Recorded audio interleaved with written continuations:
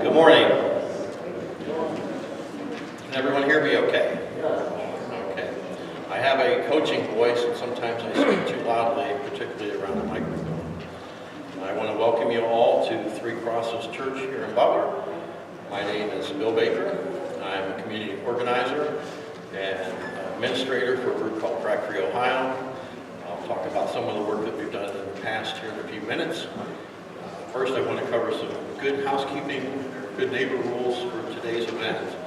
If you have a cell phone, I ask that you please put it on silent or turn it off. We did provide the cafe area today for you to take phone calls or hold conversations. We do have 3 hours of programming. I know that's a long time to sit still. So if you need to, feel free to go out to the cafe and refresh yourself and talk to the folks out there. All 4 landowner groups are represented there today. We have 3 counties that are involved in this venture. Advocates for local land are in Ashland and West Holmes County. The Hayesville Community for Frack Gas is in Ashland County, Ohio. We have the Clear Fork Landowners Group based out of the Clear Fork Valley, and the Monroe Township Landowners Coalition that has been primarily working in Monroe Township in Richland County as well. This is a safe and friendly atmosphere for everyone in attendance today. We want to hear perspectives from both sides of the issue. We're not here representing the environmental radical tree huggers, and we're not here representing the drilling industry either. This is a middle-of-the-road presentation for today, and there's so much to absorb in hydraulic fracturing, drilling, and impacts on the land, and benefits if you do sign, that I just ask that you listen with an open mind today and try to absorb as much information as possible. There's no way that we could cover every aspect and answer every question today. So with your programs, they included a small slip of paper that I would ask that if you have any questions, please fill those out. And if we cannot answer them today, and you put contact information on there, someone will respond to you. And I'm glad that they've allowed water in the sanctuary. That's the only refreshment that we're allowed to bring in today. So please respect that. As I said, very grateful to the church for allowing us to have the presentation here today. They haven't given me their position on signing or not signing a lease. They're a neutral party. They just let us use the venue to speak. As I said, this is a friendly environment. I have met with the chief of police, and if there are any instances of violence, threats of violence, we're going to deal with it that way. Additionally, if anyone is not feeling well and requires medical care, we'll just dial 911 also and get you the help that you need. We're not medics and we're not security forces, we're just regular folks here trying to share information. So a little bit about myself. I am from Richland County. I currently reside in Mansfield, Ohio, and have done a lot of organizing, a lot of community advocacy. In 2016, I received a statewide award for a community organizer from the Community Development Corporation. It was quite an honor. It was unexpected.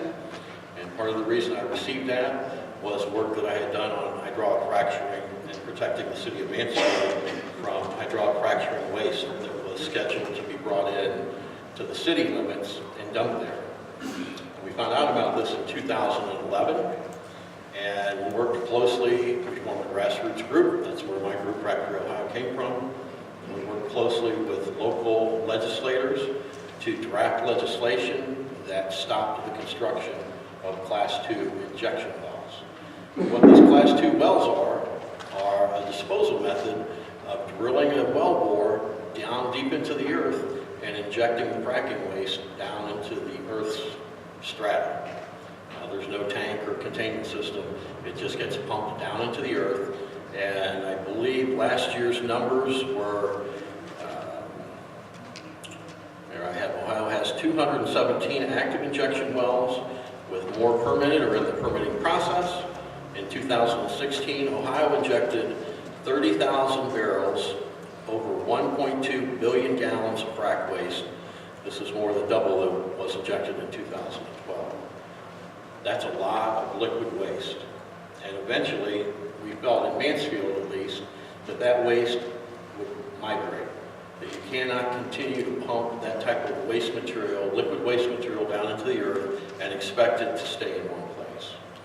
So Mansfield drafted what was called the Environmental Bill of Rights.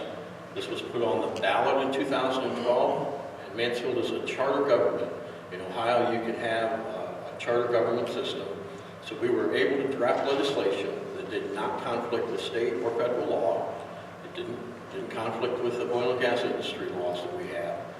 And all it stated was that they would be welcome to bring as much waste into the city and inject it into the ground that they would like, as long as they told us what was in it and what the volume was and where it was coming from. To date, those wells were not built, and the industry has decided not to disclose what type of chemicals are in that. They targeted Mansfield because we were on a railroad spur, and it would be easy to bring vast volumes of waste into Mansfield because the majority of this waste is not generated in Ohio. It's generated out of state, and it's transported here. I won't get into the horrors of the salt dome containment systems on the Ohio River that they're in the process of trying to get permitted. These are huge caverns underground where they want to pump waste into and store it on the banks of the Ohio River. I will say that here in Richland County, we had great success in stopping that waste from coming here. Richland County does not have a single horizontal well.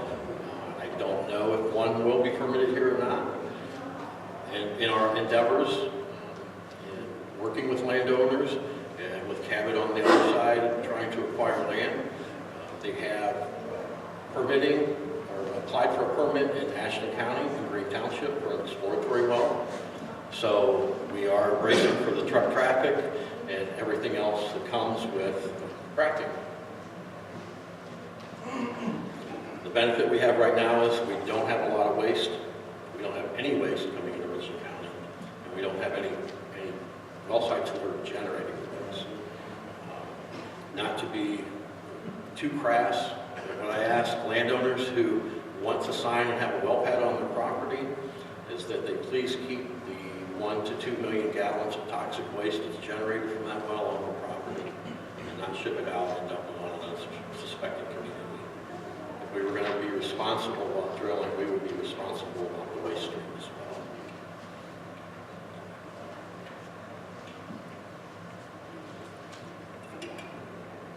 So I'm involved with a statewide coalition supporting legislation called SB 50. It was introduced by Mike Skindell of Cleveland, and this would prohibit the disposal of waste by injection well or road spreading. It's also, this brine can sometimes be used for dust control and ice control on roadways, not from horizontal wells, but from vertical wells, which are also fracked. So this legislation is called SB 50. Says Ohio has become a toxic dumping ground. Let's change that and support Ohio Senate Bill 50 to protect our children and communities. You can access that information simply online, ohiosb50.org.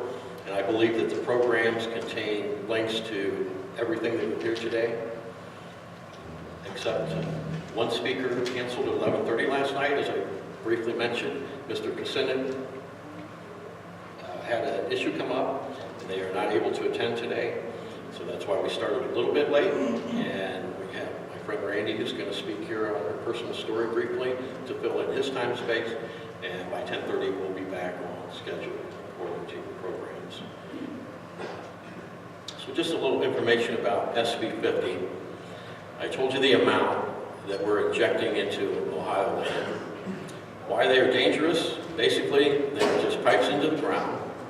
In some cases in Ohio, there is no solid rock cap layer to help prevent waste from flowing back up into drinking water supplies, which can also happen through unmapped faults. These have also caused man-made earthquakes, increasingly common and powerful in the center of the U.S. That's called induced seismicity. In Youngstown, Ohio, experienced one injection well that caused numerous earthquakes in their community. These topped out at just a little bit over 4.0, which is strong enough to crack a foundation, knock things off shelves, and break water lines. Initially, they reduced the pressure at that well, and eventually it was shut down. And in Oklahoma, they have had, and I don't know the exact number, so I'll just generalize it low, they have had about a 10,000% increase in earthquakes in Oklahoma due to injection wells. So the fracturing process is extraction, which is drilling and fracking the shale to get resources out. Extraction has not been proven to cause earthquakes, to my knowledge, but injection wells, the process of injecting fluid back down in to the rock formation, has been shown to cause earthquakes. Part of that is because the chemicals that are in this toxic waste are designed to make the rock shift and move. It makes a lot of sense to inject that down into rock layers that could shift and move on their own. That's a little sarcasm. Why has Ohio been chosen as the dumping ground for the fracking industry when it has been proven that Class II injection wells create serious risks not only to human health and all living beings? These risks occur during transport, waste storage above ground, and during and after injection. Injection wells are forced on our local communities, providing no benefits.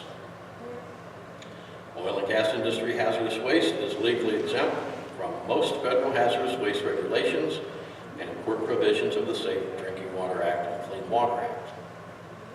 Waste from oil and gas drilling and fracking contains large quantities of undisclosed highly toxic chemicals, including benzene, xylene, cadmium, mercury, arsenic, and radioactive radium. Ohio wetlands and ponds have been destroyed by frac waste leaking from injection facilities. There is a resource available online from the state of New York. It's called the SGEIS. We've not put that link on your program. The state of New York did an exhaustive study on drilling, horizontal hydraulic drilling in large volumes of water and water that was used and waste being generated, and they have not allowed horizontal hydraulic fracturing in New York State. If you go to the state of New York and look up SGEIS, the Supplemental Generic Environmental Impact Statement, it is a very concise, somewhat technical, but as a regular person, I can understand much of it. And it goes through the whole process of siting the land, building up the pad, the drilling process, the waste process. And one thing that is particularly advantageous and why we can say this is toxic waste, they have a chemical list. What they did was analyze waste from New York, Pennsylvania, and West Virginia, and looked at what chemicals were in the waste. The industry doesn't have to necessarily disclose all of the chemicals or the combination of chemicals in the fracturing fluid under a proprietary clause, similar to Coca-Cola's secret recipe for Coke. But they were able to test the waste and determine there are literally hundreds and hundreds of chemicals in that. And brace yourself, if you look up chapter 5.11, it shows a complete list of analyzed fracking waste and all of the chemicals that are in there. Before being injected, the waste is stored either in open pits or large above-ground tanks that vent volatile toxic chemicals directly into the air. There is no air testing near wells. There are no restrictions on how many can be built in a neighborhood. Nationwide, there have been many explosions and fires of this stored waste. Radioactivity in some liquid frac waste has been found to be over 3,600 times federal safe drinking limits and over 309 times industrial discharge limits. What's important to note is that there are several classes of injection wells. A home sewer system, a leach bed, and septic tank is, I think, determined to be a Class 5 injection well. You're putting fluids down into the ground. A Class 1 injection well is more regulated. They have to report the chemicals and the amounts, and it's a lot more restrictive. And most people feel that are familiar with this, that this brine that is called by the industry has advanced over the years as drilling has. So it's no longer just brine. It is a combination of chemicals, and it should, at least at a minimum, we're going to use injection wells, they should be going to class 1 injection wells. And that gets back to the measure behind this, the reason behind this measure, SB 50, is that the class 2 wells are not safe the way that they're operating. It's called brine because years and years ago, in the 40s and 50s and 60s, as drilling took off in Ohio through the Clinton sandstone, which is about 3,000 to 5,000 feet throughout the state, they drilled through old salt seams. So in the process of extracting the resources, there was some brine, natural brine that came out of these wells that could be separated out and used for other purposes. That was before fracking. The industry will tell you that they've been fracking for 50 years, and that's true. Nowadays, every well, horizontal or vertical, is re-stimulated with fracking fluid. And as technology has advanced, so has the type and the amount and the number of chemicals that are mixed up to be injected down into these wells to stimulate them to produce. The difference being that in a vertical well at 4,000 feet, it would use about 60,000 gallons of fresh water mixed with chemicals and sand to stimulate it. In a horizontal well, it would take anywhere from 2 to 10 million gallons of fresh water, and the percentage of chemicals is small, but there's plenty of chemicals mixed in with 4 or 5 gallons of water that create a very toxic environment. Once the well goes into production, some of the first steps, after completion, the majority of what returns to the surface is fracking waste, is the material, the liquid material that was used to stimulate the well, and through the production time of the well, which on a horizontal well typically peaks out at 2 to 3 years, if you're not aware of that. And most horizontal wells into the Utica, or at least in the Marcellus, the data that's available, are minimally producing after 5 years. So those wells either have to be re-stimulated or another lateral drilled. The industry does use what's called an EUR, which protects out long-term withdrawal, and they do look out 20 to 30 years of still recovering resources, but the peak production is dropping. So SB 50 is attempting to get better control of the waste stream and not inject it into the ground through almost any means. An old Clinton sandstone vertical well, for example, could be switched over into an injection well. If there is a vertical well that's not producing, it doesn't take much to take the derrick off, put a low pressure pump on, and begin injecting that waste down into the ground. There's also another type of injection well called an enhanced recovery well.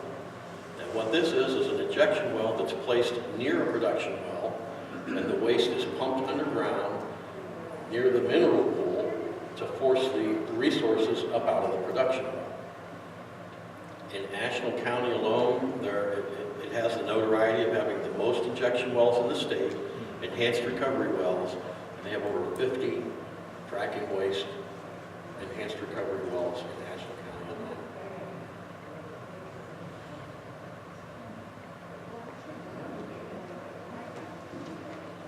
So that was point 7 on here that I just made. No Ohio law limits the amount of waste that can be injected in a given day or year. There is no full, enough, or no more. There's no limits in how much they can pump down into these wells. So I know I started off at the back end of the fracking or the drilling process. And as I said, we've had a slight change up in the speaking schedule for today. So my friend Randy has agreed to come up and spend about 15 minutes telling us about her personal experience with drilling in her community. Randy? And as she's on her way up, I'd like to mention that Constance for Ohio is giving away a free t-shirt giveaway today. So if you put your business card in the cup, and I assume you want contact information that's valid on that. Are we going to draw these later today? And I'm going to pass this around while Randy's speaking. Randy, thank you. Hi, my name is Dr. Randi Pokladnik, and I'm from Harrison County. And my background is I have a degree in chemistry, and I have a master's in environmental science, and my PhD is in environmental studies. And I worked as a research chemist for National Steel for 13 years, and then I went back to school and became a teacher when our son got into high school. My husband and I, he's an engineer, we built our dream home behind Tappan Lake. It's a log home. We tried to do every process that we could with the environment in mind. And we were happy, and we were enjoying nature and the wilderness out there behind the lake, and then all of a sudden the fracking industry hit. And it kind of blindsided everybody in the county because we had no real warning about it. I had a friend who worked in West Virginia for the Department of Environmental Protection, and he had sent me an email and he said it's like hell on earth. And then shortly after he retired, and so we kind of knew something was in the wind. And then, you know, it hit into our county.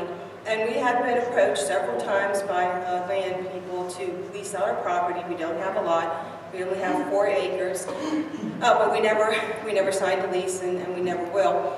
But I think what this has become in so many cases, as it always does, is it's jobs versus the environment, and it doesn't have to be that way, because other countries have proven that you can move on with green energy and you don't have to sacrifice your livelihood. And I realize there's people in the audience that work for the oil and gas industry, and we're not out to denigrate you or call you bad people, but we live in an area that we chose to live in because of the beauty, the landscape, the fresh air, the clean water, the forest.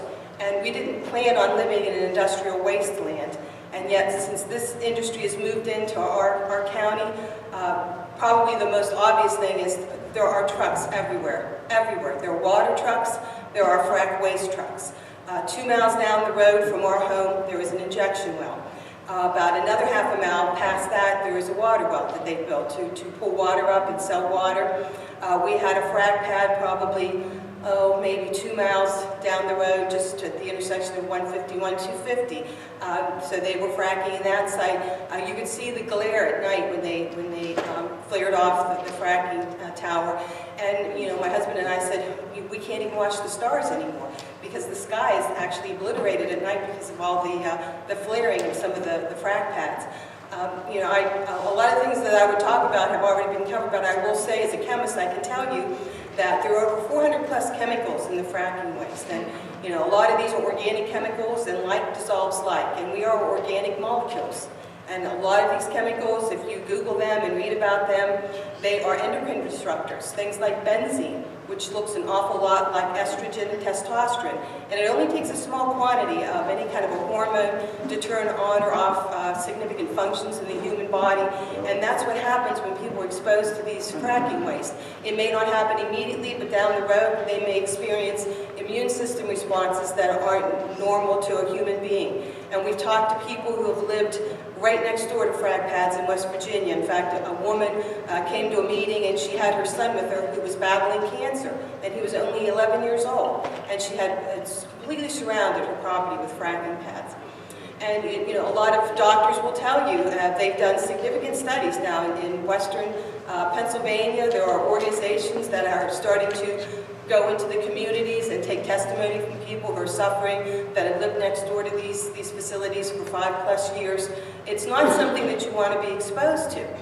And I think probably the biggest issue I have with the entire industry, aside from the fact that they are exempt from all major environmental regulations, is that this is not a bridge fuel. You know, we have heard this from the Obama administration, and we're hearing it over and over again. Natural gas is not a bridge fuel. It's just keeping us in the same boat, relying on fossil fuels. And it is a deadly gas when it comes to greenhouse gas emissions. The fugitive emissions that are around any of these facilities, methane is the big one, is 87 times as bad as carbon dioxide in increasing the greenhouse gases in the area. And it's not going to help us when it comes to climate issues. We're still heating up the planet when we use natural gas. My family grew up on the Ohio River. My dad worked in the steel mill. My grandmother did. And they are buried in a cemetery in Toronto, Ohio that overlooks the Ohio River. And now that area, my brother is still there, is facing cracker plants that are going to use ethane from the fracking pads, and they're going to feed them with pipelines across the Ohio River, and they're going to make plastics, or the precursors of plastics, ship the material over to China, and then they'll make plastics. And that's another thing we don't need. We don't need more plastics. We're drowning in plastics. If you get on the internet and Google plastics in some of the Asian countries, you can't even swim in the ocean because there's so many plastics there. I just think, you know, if you're looking ahead to the future, if you have grandchildren like we do, and you have children or you're a young person, this is not something that you want to invest in. And it's very frustrating because, you know, I've been an environmental activist most of my life. I got involved when I was just in high school, and it's a constant battle, and it's just so frustrating when you try to fight for the land that you love and you want to just live your life out, you want to be healthy, you want to know that you're doing the best that you can for your children and your grandchildren. You want to be able to get up in the morning and know that the air that you're breathing is clean, the water that you're drinking is clean, and yet you can't count on that anymore because you're being ramrodded into signing leases, or even without your own, you know, volition, having people force you into, you know, fracking on your property with this forced pooling issue that's going on right now in several states. West Virginia has just signed a bill that will allow them to force pool people if they don't want their land fracked. They have no choice now. So I feel like we are always fighting the David and Goliath battle, where we are the little guy down here with a little bit of money trying to scream, and it's always we're trying to speak truth against power. And when will it end? I don't know, but I know, like my husband and I just said, you have to draw the line in the sand sometime, and you have to stand up for what you believe in. And, you know, it's not a matter of disliking people who work for oil and gas.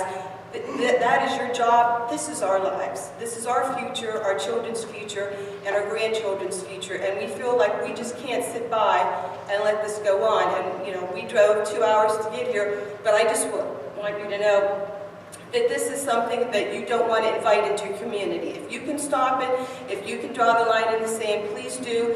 If you have any questions about what it might look like, drive down to Harrison County. I can take you on a little mini tour of what the frac pads look like. In the middle of the woods, the pristine woods, you have this industrial facility. And you know, when I was working on my PhD, one of the things that I focused on was non-timber forest products, and I'm a ginseng planter and digger and a medicinal plant person, and I can tell you that they're fracking now in Wayne National Forest, and that's not going to be a good thing down the road. It's just everywhere. It's, you know, I refer to it as a cancer on the landscape, but I truly believe it's not a good idea. So that's my story.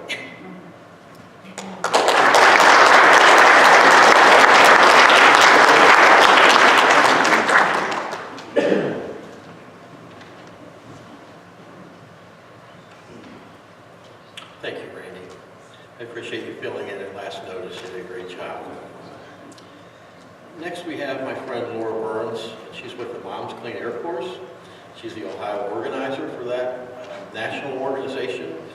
And they've done a lot of great work recently on methane rules and making requirements to slow down the loss of methane through new drill sites. She's put together a wonderful presentation, and we've managed to make it work technically, which I'm not very technical. So please welcome Laura.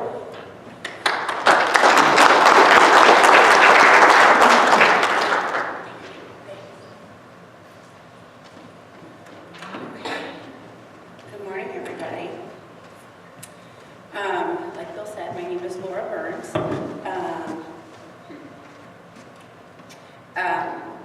I'm from Richland County, been here except for my time in college. I work on methane issues on a federal level with all of the rules and the regulations that are beginning to be considered.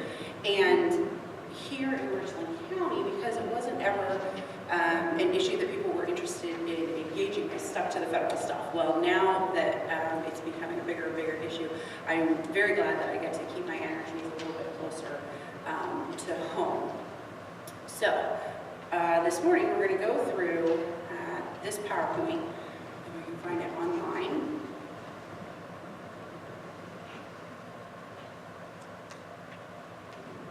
Okay.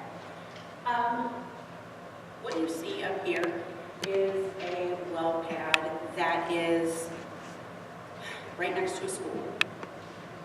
It is, this is in Pennsylvania. In Pennsylvania, they have a little bit more of a setback. They ask for closer to 700 feet, leaving a little further around schools. So this is my friend's daughter, Olivia. She is on the school's playground during recess, and that's where the well is because they're that close all the time for people who live in Pennsylvania. And obviously, that's something that on the eastern portion of Ohio, families are dealing with that on a very regular basis. Okay, so our first slide here. I kind of wanted to give you a little bit of a look between what a conventional well and an unconventional well is, so that when people start throwing vocabulary at you, you've got a little bit of a, you've got it in your back pocket and you know. On the left here, we have a conventional well where it just goes straight down. This is the stuff that they always show in movies. The unconventional well is your horizontal fracking where they drill all the way down and then they bore over to the side to find the oil that is deep in the shale.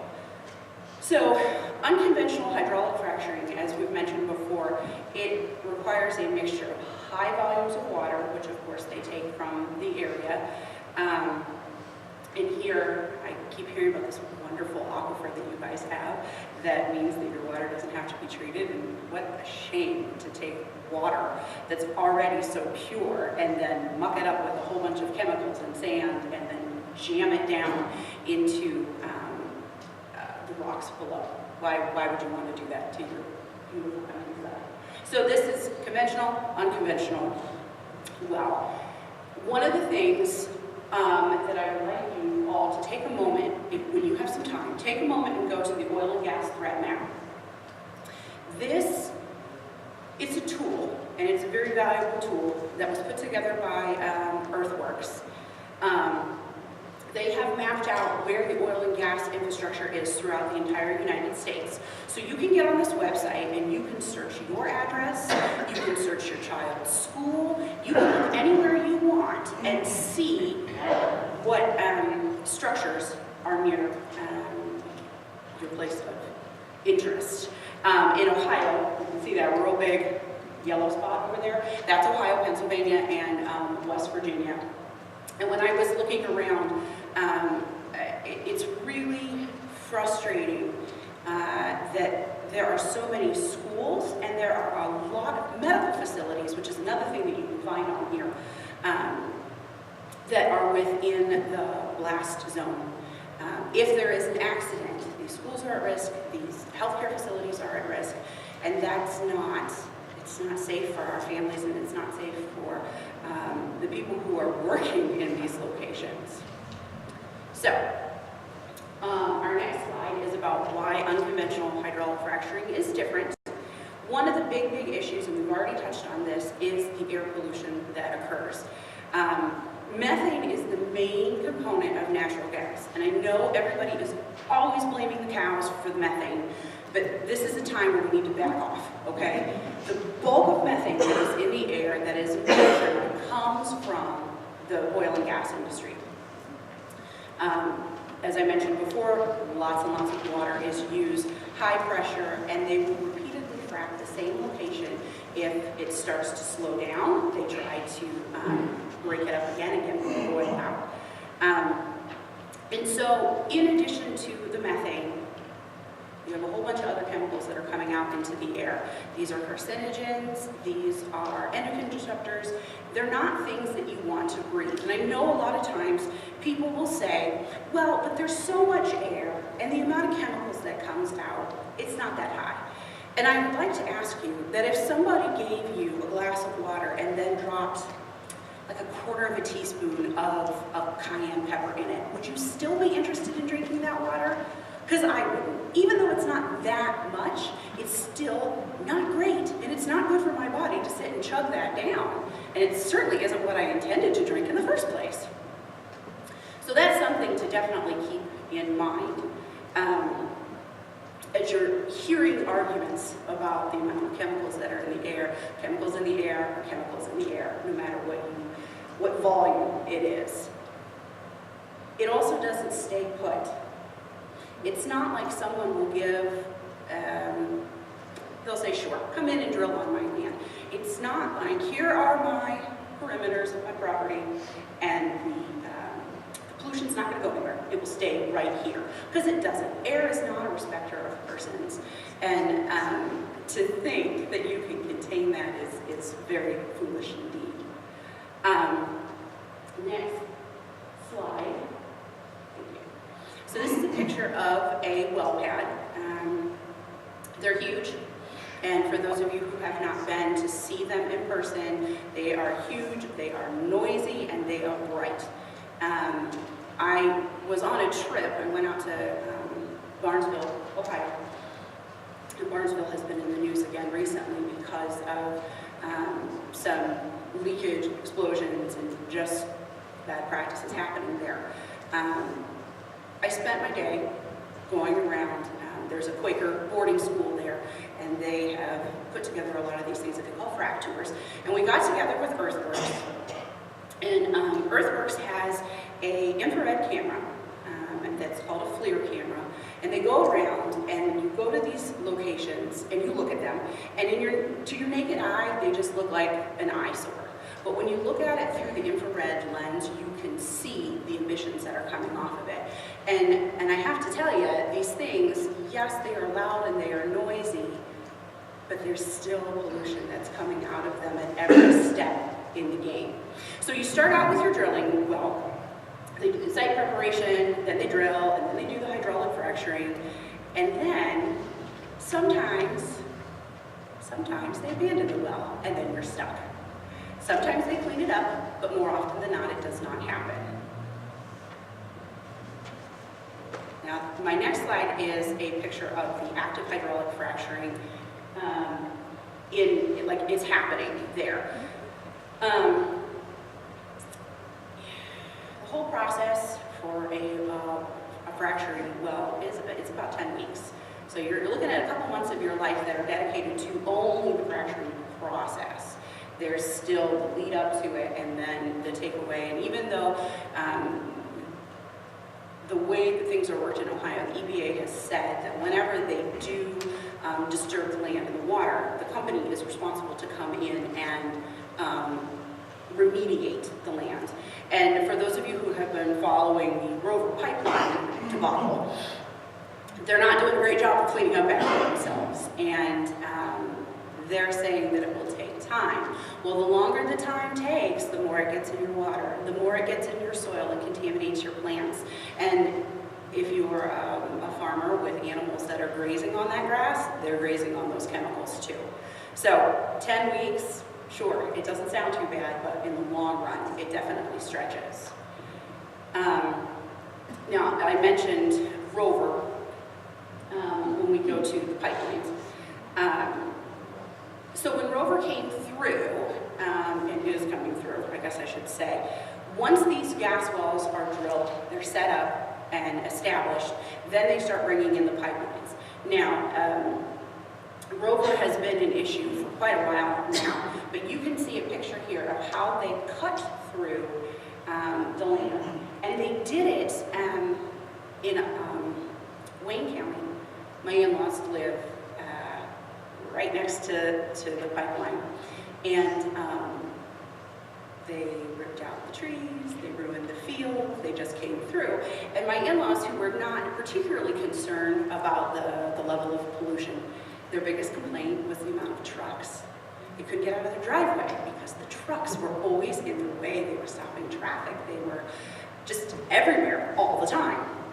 So we're looking at, there's pollution of some sort every single step of the road. The next slide is our compressor stations.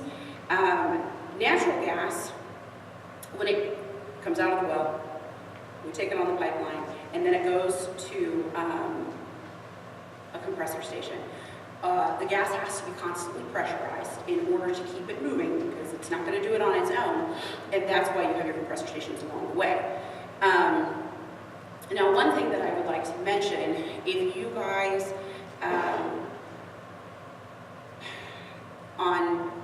it's Pleasant Valley Road, right, on the way to, okay. When you look at stations like that, that's small in comparison to what you can have. If you've driven up 30 at all towards Worcester, there's a huge, huge it's enormous. They've cleared all of this land, and they're setting up their station there, and it's not compact at all. Okay. Next slide is processing plants. Processing plants, they purify the natural gas by removing natural gas liquids and other byproducts that can also be sold to be marketed for profit. That's where you come in with the propane, butane, and ethane. And ethane is what is used in cracker plants to make plastics. And our next slide here, I want you to see, this is more that comes with oil and gas operations. It's not like it's a one and done thing. You wind up with wells, pipelines, compressors, processing facilities. You run into pig launchers, dehydrators. It's not small. And I know a lot of you may already know this stuff, but I want to make sure that if you don't know it, you've got like a little crash course in how the oil and gas industry works. So now I'm going to move on and I'm going to talk about public health risks. That's in Fort Worth, Texas. At night, there are no stars to be seen because of all the light pollution that's happening. So, oil and gas in and of itself brings a lot of public health risks. Yes, it's nice to have it to heat our homes. I do like to be warm, but it's not, we are not doing enough as a society to move ourselves into cleaner fuels. So, with that, we're looking at toxic gases. I'm sure that everyone has heard about the VOCs that were a big issue several years ago when we removed them from our home paints. I remember when Lowe's started carrying paint, they had low to no VOCs in it, and everybody was so excited over it. So yes, out of the paint, still in the air. We run into a lot of methane pollution. Water contamination is a very big issue, and something that once you run into water contamination, it's not something that can be easily fixed. Our water treatment facilities are not designed to remove these chemicals before you drink it. We've already talked a little bit about earthquakes and the nature of that, but there are a lot of explosions that come with oil and gas, and that's because of the high pressure that is required in order to make the gas move through pipelines. One of the notes on here too is that stress is a big hazard that comes along with having oil and gas operations near your home. And I want to bring this up and talk about it because when someone is driving a truck by your house every single day for weeks on end, and then your water is damaged, and then you can't sleep at night, and then you haven't been able to see the stars in so long because of the venting and flaring, it doesn't seem like it's that much, but when you put it together and you think about the amount of mental stress and emotional stress that it brings on your family, your children, it's just not worth it. Okay. The next slide here is talking about air pollution at every stage into oil and gas operations. The little green thing that you probably can't see very well is on this handout that's out on my table out there. Moms Clean Air Force, obviously it's a parents group, so we talk a lot about babies. And I think that it's very important that people understand how chemicals impact the developing body. So children, they start out developing, but they don't quit until they're in their 20s. So we're looking at bodies that are absorbing more and more chemicals, whereas their parents haven't had as long to be living in it. So children today are looking at higher rates of asthma, cancer, particularly leukemia, lung infections, heart disease. Cancer keeps coming up over and over and over again. And I am not saying, so please hear me on this, I'm not saying that if you live close to a well, you will wind up with cancer. That's not what I'm saying. What I am saying is that each of these chemicals has the potential. I'm not saying it will, but it has the potential. And nobody wants to willingly invite that into their lives. Methane, once again, being that it is the biggest pollutant that comes out here, it leaks from every single step along the way of oil and gas development. It leaks when they are drilling, when they are transporting it, when they are compressing it, when anything that happens with it, methane is escaping. Now, part of the reason for that is because Ohio does not have a rule. We don't have a law. We don't have guidance on how we manage these operations. We rely on a visual check. Well, if something is odorless and invisible, it's really difficult to look at a pipe or a piece of equipment and say, aha, there's where the leak is, because it's not obvious. And so there are 20 companies in the state of Ohio that do actually employ special technology to go out and do leak detection and repair, which is great that they do this. But because it is on a voluntary basis with the industry's operations, only about 10% of oil and gas operations are actively monitored with the extra step of having the leak detection and repair personnel come out and look at them. So it's everywhere, and as it comes out, methane is over 80 times more powerful in warming up our atmosphere. And I really, really, really like snow. I know there's probably a lot of people who are super upset that I just said that, but I love snow, and I love to have a good blizzard.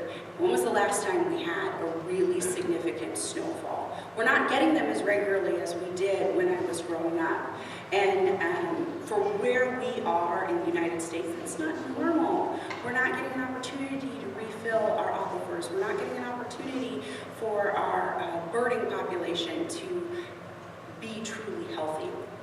We're not killing off the ticks as much as we used to when we would get the good solid winter weather that this part of the world relies on. So that's my little climate change there for you. Next slide. Babies and children are more vulnerable to air pollution because as their bodies are developing, they're working a lot harder. Children tend to have a higher respiration rate than their adult counterparts. And that's because it's just the way that they're designed. But that way, they will be breathing in more toxins per pound than you as an adult will. And children don't effectively clear toxins from their bodies because, like I said, their bodies are still developing. They're still working out how to take care of themselves. And they're growing too. So the body's energy is spent making this child grow and be healthy, and it's not able to be efficient in removing toxins as well as it could be. Brains and lungs are still actively developing until you are in your 20s. And that means then, like I said before, our children are getting an exposure to oil and gas at a much earlier point in their life than we were. Excuse me, to the chemicals from oil and gas at a much earlier time in their lives than we were. And that increases their exposure. Okay, I'm going to skip one and go down to community impacts. This is just something that I know that you guys all, if you're here, you're part of the community, and you've seen the division and conflict and things that can come from having all of this unknown in your area. And that's why it's so great that you guys have created these land ownership groups where you can support each other and learn things and really become that community again to protect yourselves. So that is absolutely wonderful. Okay, the next slide here. The next, yes, that one. Today on my table out there, I have a petition that I hope that each one of you will be interested in signing. The Secretary of the Interior, Ryan Zinke, has he's put a stay on the BLM rules, and we are submitting petitions to tell him that we don't approve of him delaying regulations that protect our air any further. So this is what happened in last year it started. And they said, we don't like these rules, they're bad for the industry. They completely neglected to mention that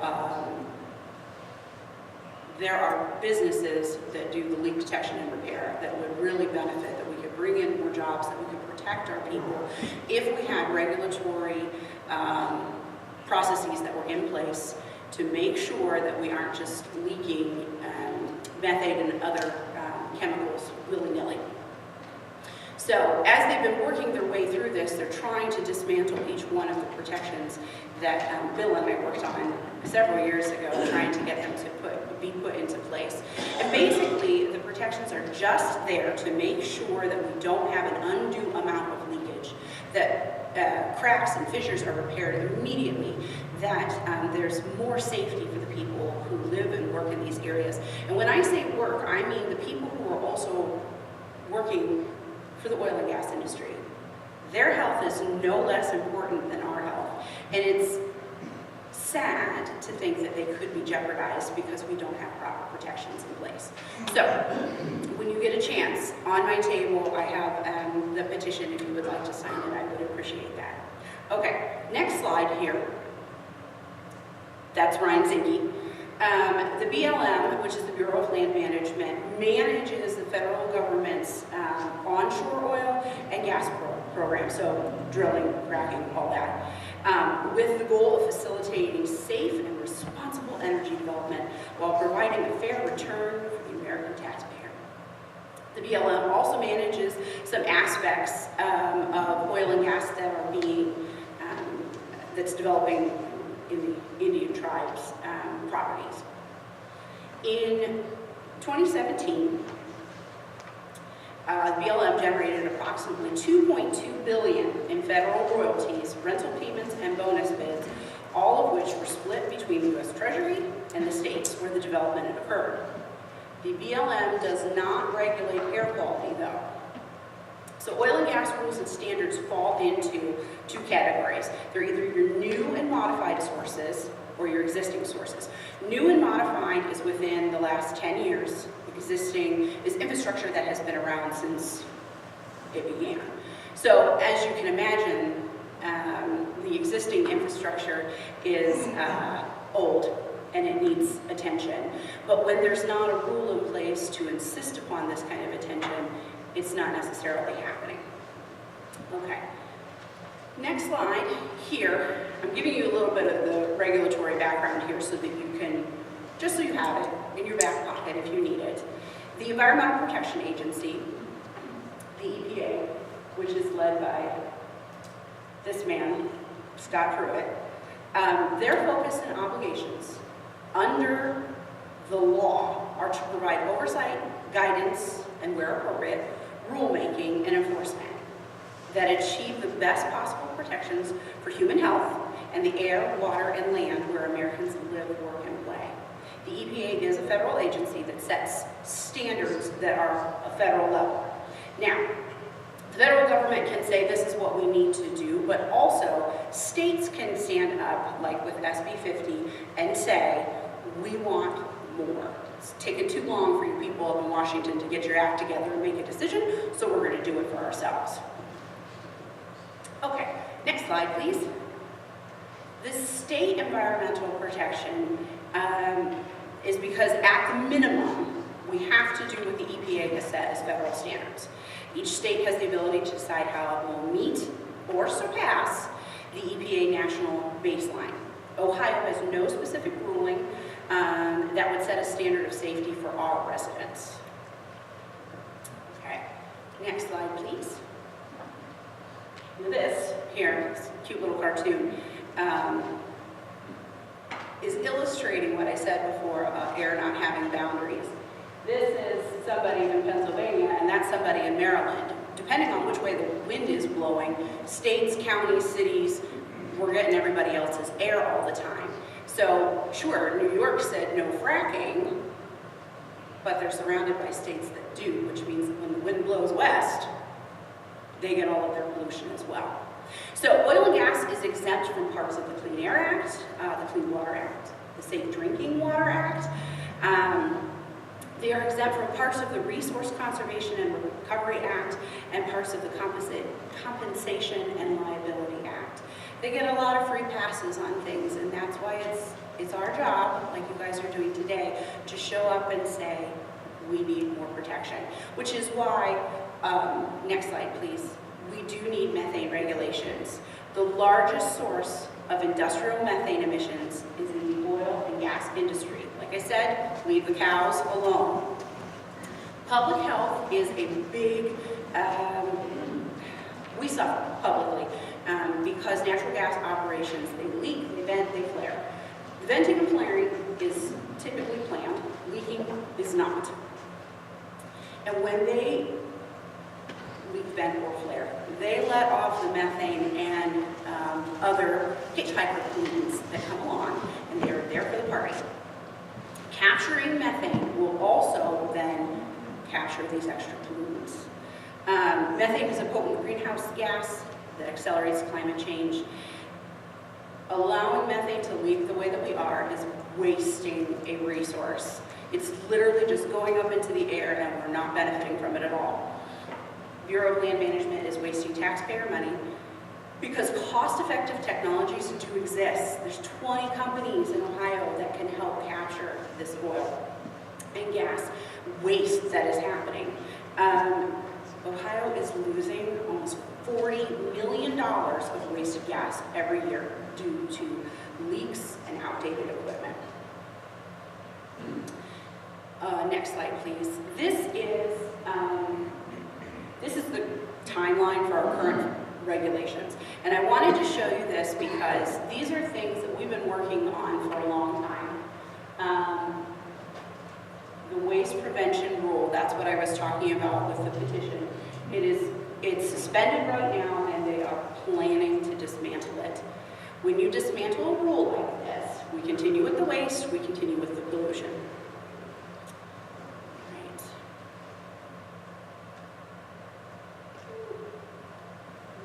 Okay. Last slide. Wherever natural gas and oil is being drilled, compressed, processed, and sent through pipelines, you're going to find methane. It's a powerful greenhouse gas leaking along with harmful pollutants such as volatile organic compounds like benzene that will impact children's health and contribute to the formation of ground level ozone or smog. When Bill and I talked about me coming here and talking to you, I told him that my goal was to give you guys information.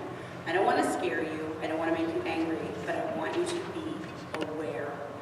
Know what's in your air, know what's in your area. Go to the oil and gas threat map, check it out, play around with it, and see what you can learn from it. And then use that knowledge to protect your property and your family.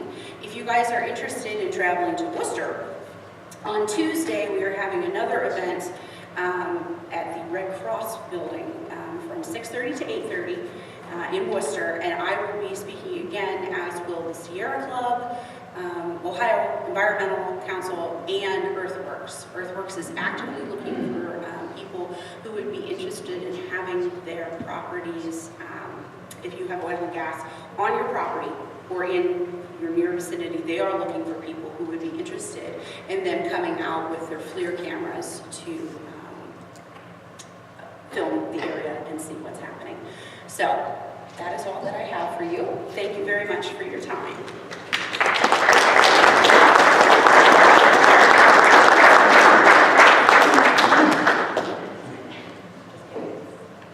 I brought it back. We'd actually like to do a little Q&A if anyone has a question for Laura. Yeah, I have one. I don't want to sound negative, Okay. but I came here hoping to find facts and truth. Much of your presentation was, at best, on sketchy, quote-unquote, facts. Why is it, since the 1950s, according to the Ohio Department of Natural Resources, over 80,000 wells have been put in place in Ohio by hydraulic fracking? And here it is, 2017, oil companies are coming around and to talk to landowners about fracking on their properties. And all of a sudden, it's a great issue, a huge issue, from folks like you and the previous speaker. Where were you 5 years ago? 10 years ago? Why wasn't this a problem 10, 15 years ago, but today, all of a sudden, it's a problem? That's the issue I've got. That's a good question. It's a very fair question. 15 years ago, I was in college, so that's why I wasn't involved at that time. There have been people who have been involved in this for years and years and years. Our next speaker, Eric, has been doing this since, what, the 70s? I'll speak to that. I'd like to answer that question. He's going to answer that question. I got started in He's this. an attorney. I take that. Right. All right. Well, then I guess I will continue with my answer.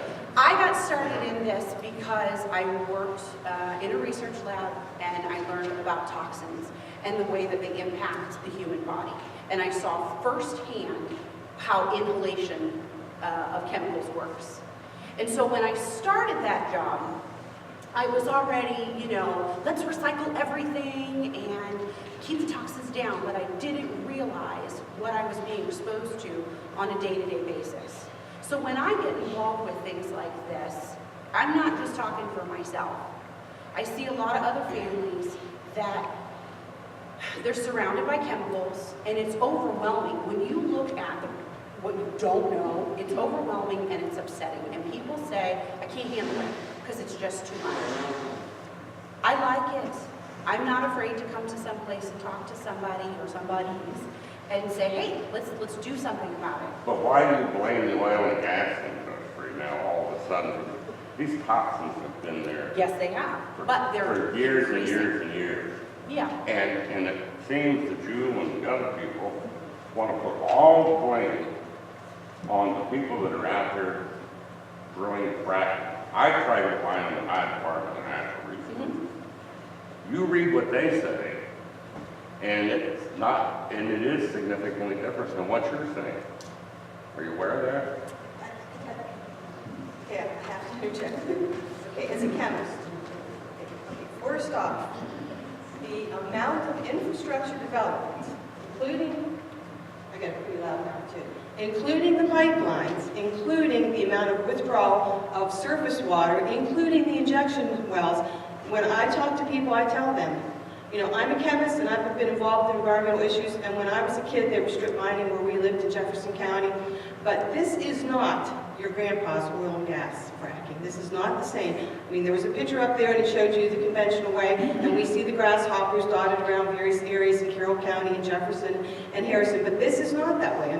We knew they were there when we were kids growing up. We didn't really pay them much attention, but when you've got, and we did, have a pipeline go at the end of our street, and they are doing massive amounts of timbering, and this property will be lost forever. There will never be a forest grow on that area again. You add up all the millions of miles of pipeline that are going to be in this country when they're all done, all the forest and all the area that's going to be impacted, all the water that's going to be withdrawn, all the waste that's going to be injected. This is monumental. This is not the same as it was when I was a kid in high school growing up. It's not the same industry. That's why we're more alarmed now. That's not true. Well, you know what? I have a peer-reviewed articles I can share. It's a much, much improved. Thank you, and I appreciate your question. And I'll chime in. As I already stated, I think it's the volume is one thing, and I did not mention that in 2004, the state legislator, at the behest of the industry, drafted legislation that took away local decision-making, or a company like Cabot Oil feels that they can come in here and take what they want, and many of these local landowners can't say yes or no. That's not true. They cannot come in here and take what they want. Well, They have to negotiate an agreement with every flippant landowner. They do, but there's also So don't unitization. represent that they can come in here and take, because that's not true. Well, we have a differing opinion, and I hesitate to start a debate today. I'm sorry? They took ours without, it's forced unitization. Through eminent domain? No, it's called forced unitization. But Unitization. what? It's called unitization. They take your land without your Say permission. no. Unitization? Unitization. That's correct. That, the law says that they have 2/3 And do of the you think, homeowners, property owners in the area, if they want to unitize, and you got a third holding out for whatever reason, they cannot stop the project. That's by eminent domain, they can take it. That's been the law. and that's taking it. We said no. You just stated that. So I want to clarify here, this isn't a debate today. You're welcome to ask your question. You receive some answers. If you don't agree with those answers, that's fine. And I appreciate your comments, but we're not here to argue with each other. We're here to allow each person to form their own opinion. If you'd like me to organize a debate, I'd be glad to do that. No, you represented at the beginning that you were giving a fair and balanced. You're not with the tree huggers, you're not anti-oil, and all I have heard since I sat here is a complaint of the oil industry. So where's the balance? Well, are we finished through the day? I'm Have we finished the saying program anything today, until sir? I find some balance. I'm just taking you at your word. Thank you. Let's move on. Sir? I don't need a mic. My name is Jeff Sellers. I'm a lifelong resident of the Butler area and former mayor of this community. I want to talk today about the impacts that the oil and gas industry has had, on me as a construction worker here locally. Worked on many projects in the oil and gas industry. These are not $5 an hour jobs. They're not $10 an hour jobs. These are $30 and $40 and sometimes $50 an hour jobs. Look at what Hillsdale's doing right now. They're going to build a $35 million brand new school off of the benefits that the Rover Pipeline had when it came through their community. That was us out there building that project. Okay? And all we hear about is the Rover disaster. It was not a disaster. That's what you read in the papers, ladies and gentlemen. From groups like this, and I agree with the gentleman over here when he said that we were here today to hear both sides of the story. But we're only hearing one side of the story. That's all we've heard. That's all I've heard since I sat in here. And we're giving you an opportunity to speak. Yes, and I appreciate that, and I appreciate the opportunity to speak. I represent 450 members here in Richland County and surrounding counties with the Laborers International Union of North America. These are people that live in Butler, that live in Belleville, live in Loudonville, Ashland, all over our 5-county region. These jobs are important to them, they're important to their families, and they're important to the communities that they represent. So, when I hear this, the Rover disaster, this disaster, look at all the positive that's coming out of the energy sector in the state of Ohio. Thank you. Thank you very much.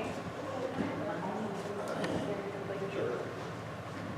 I really appreciate your input here. This is not in any way about taking away jobs from people. That is not what I want you to hear from me. Everybody deserves to have a way to provide for their families. What we are concerned about is the way that it is not regulated and it's not safe. And there is no reason why somebody who is working in this industry should have to be in danger because they are providing for their family and their community. There's no reason for that. So this is not, I'm not telling you that I don't think that you guys deserve a job at all. Please, please do not misunderstand me. I want to make sure that it is safe. Thank you. And I think the term comes to mind, profit at any cost. You know, we are in a growing world, a changing world, and I suppose it wouldn't bother me so much if this gas wasn't being extracted and these pipelines being built for export, to be sent and sold overseas, rather than to provide domestic energy security as we're so often told.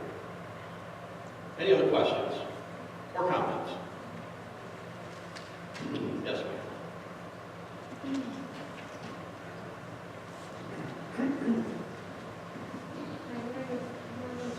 Sacrament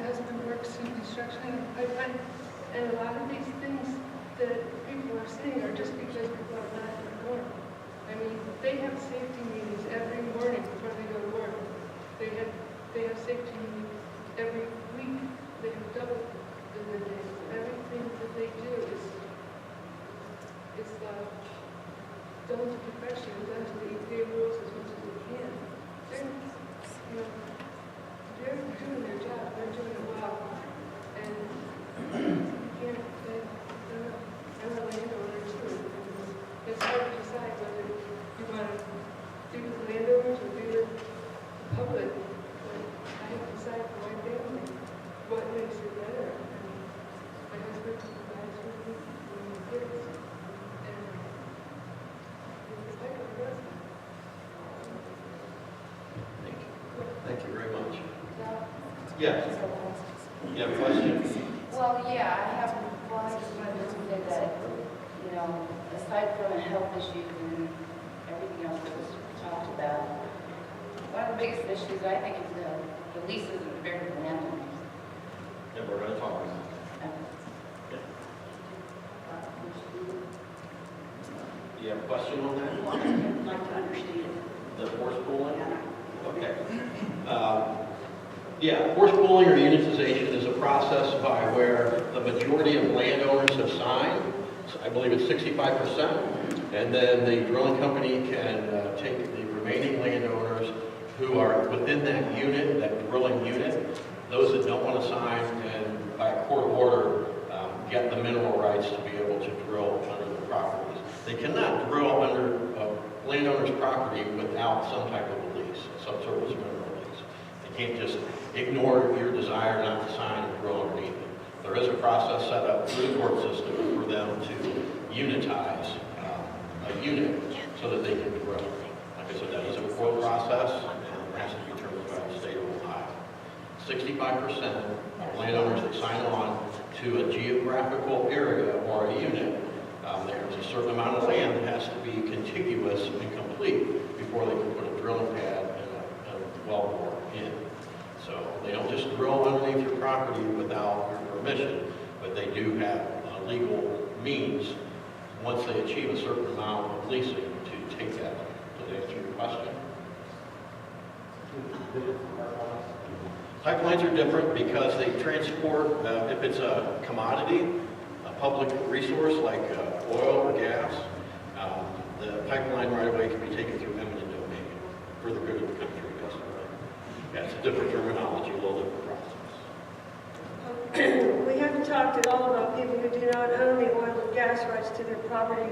People who do not own the oil and gas rights have no say whatsoever about whether their land will be fracked or whether there will be any fracking done beneath their land or anything that will happen to them. They will also receive no compensation from any resources extracted. So there are lots and lots of people who are not represented in any of these rules. If someone owns the oil and gas rights to your property, they can sign away any kind of, well, there are essentially no rights. The person who does not own the oil and gas rights has no right to any of those resources. One more question for today. Or comment? Lady said that they had drilling on her ground or took her ground about, like they said they got 2/3 or 55%. Are these people going to be compensated for their ground or their monetary investment they have in the ground? Are they going to be compensated when these companies come in and take the minerals out of the ground, even though they didn't subscribe to it? Are they compensated? That's a good question, and Yes, at a much lower rate than what we had negotiated originally. Far more favorable to what they had. Yes. the question is, if you're unitized without wanting to sign a lease, do you lose out on the money? And I believe you do not get the sign-on bonus, but the royalties are a set. There's a state minimum that has to be paid, so that they would receive some royalties from the resources. Okay, thank you all very much. That was a very lively discussion, and I appreciate everyone's input. my friend Eric Miller. Eric is with the North Central Ohio Land Conservancy, and they've done a great job in creating a new scenic trail that comes out of Butler. And please give them a warm welcome. Eric?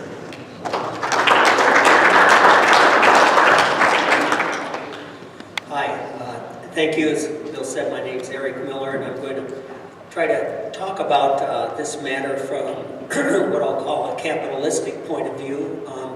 I know there are some people who are saying, hey, this is bad aesthetically. I don't want to hear all these trucks. I don't want to hear these compressors. I don't want to see these lovely rural areas turn industrial. And then there's other folks who will say, gosh, those compressors sound like money to me. Those trucks running, those people working, that sounds like money to me. And of course, under the law, you don't have any obligation to your neighbor other than to obey the law. And so let's look at this from the point of view of a capitalist, without making value judgments about the aesthetics and all that. I'm going to attempt to do that. I'm going to state some facts along the way, and if someone with the oil and gas industry says that I've misstated a fact, go ahead and raise your hand. I'll try and address it right away, because I'm certainly going to try to be true to the facts. And then, of course, if you disagree with my conclusions or opinions, that can wait till the Q&A period. Before I would talk about that, I want to talk a little bit about tracers, because we are a society that embraces the use of tracers in all kinds of ways. If your neighbors think that your sanitary sewer line is leaking, they can require the city to pour a bright blue dye in your toilet and flush it. And if the dye shows up in the sanitary sewer, then a tracer has been used to prove that your sewer line is leaking. I mentioned an example that involves poop because I'm a boy at heart. We love to talk about poop, as some of you parents know. There's other examples. Dynamite. You know, in the old days, domestic terrorists used dynamite or TNT. And nowadays, our domestic terrorists are stuck using propane tanks or combinations of fertilizer and diesel fuel, because manufacturers are required to put tracers, unique tracers, in each batch of explosive. And those who are licensed to sell them are required to have detailed records of who they sold their explosives to. And so our domestic tourists, or our domestic terrorists, don't have the luxury of using the really efficient explosives. And that's because we use tracers. I assume this building's heated with natural gas. Methane, highly explosive in the presence of oxygen.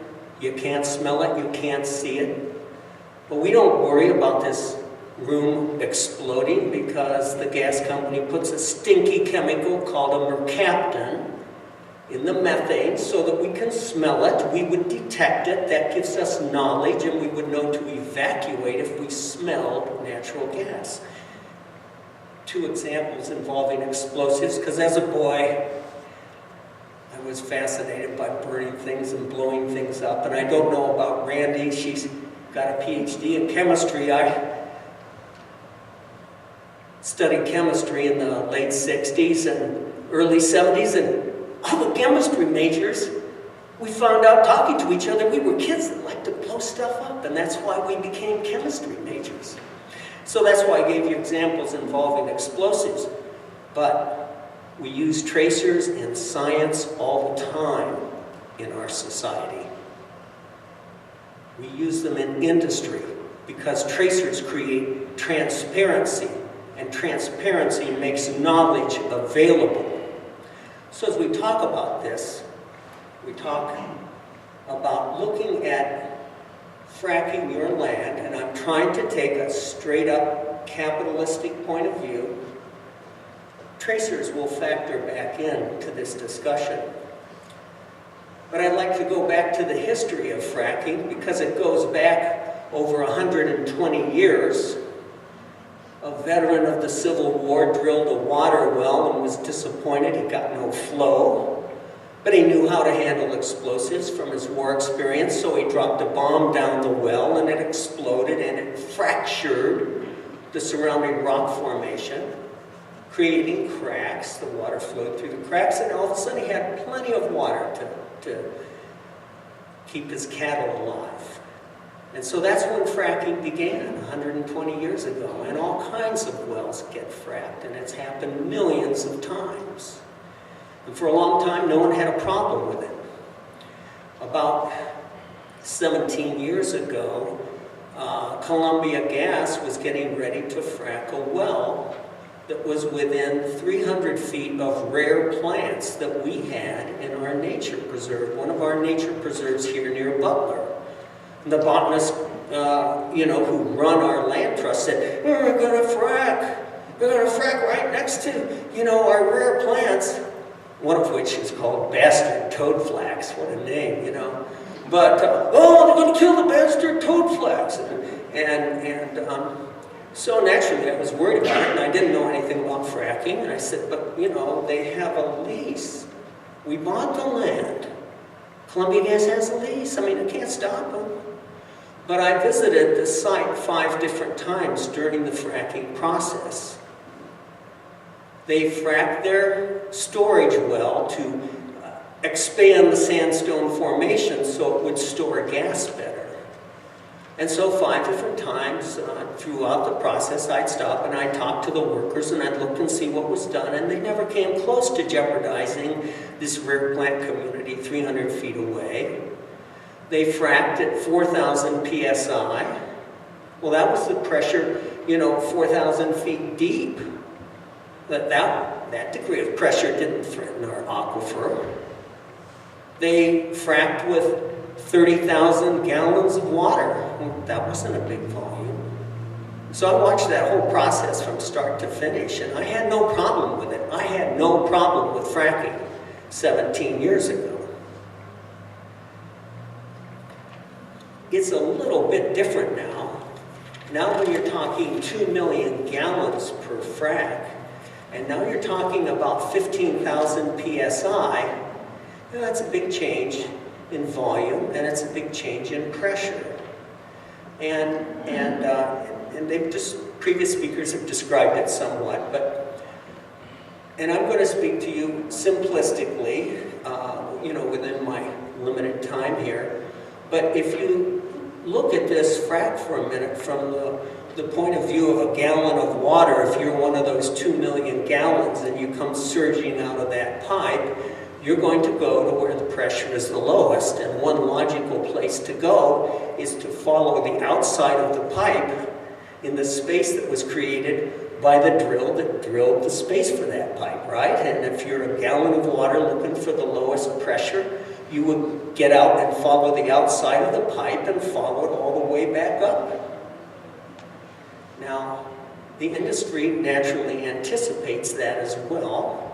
So when they frack, they start out with a large pipe and they get below the aquifer. And through a process that involves a pipe within a pipe, they get below the aquifer, and then they push concrete out to make a concrete seal to protect the aquifer. Because basically, your aquifer is about the top 300 feet. And their frack, which can occur at sometimes up to 17,000 psi, according to industry publications, their frack is occurring 6,000 feet or more below the surface.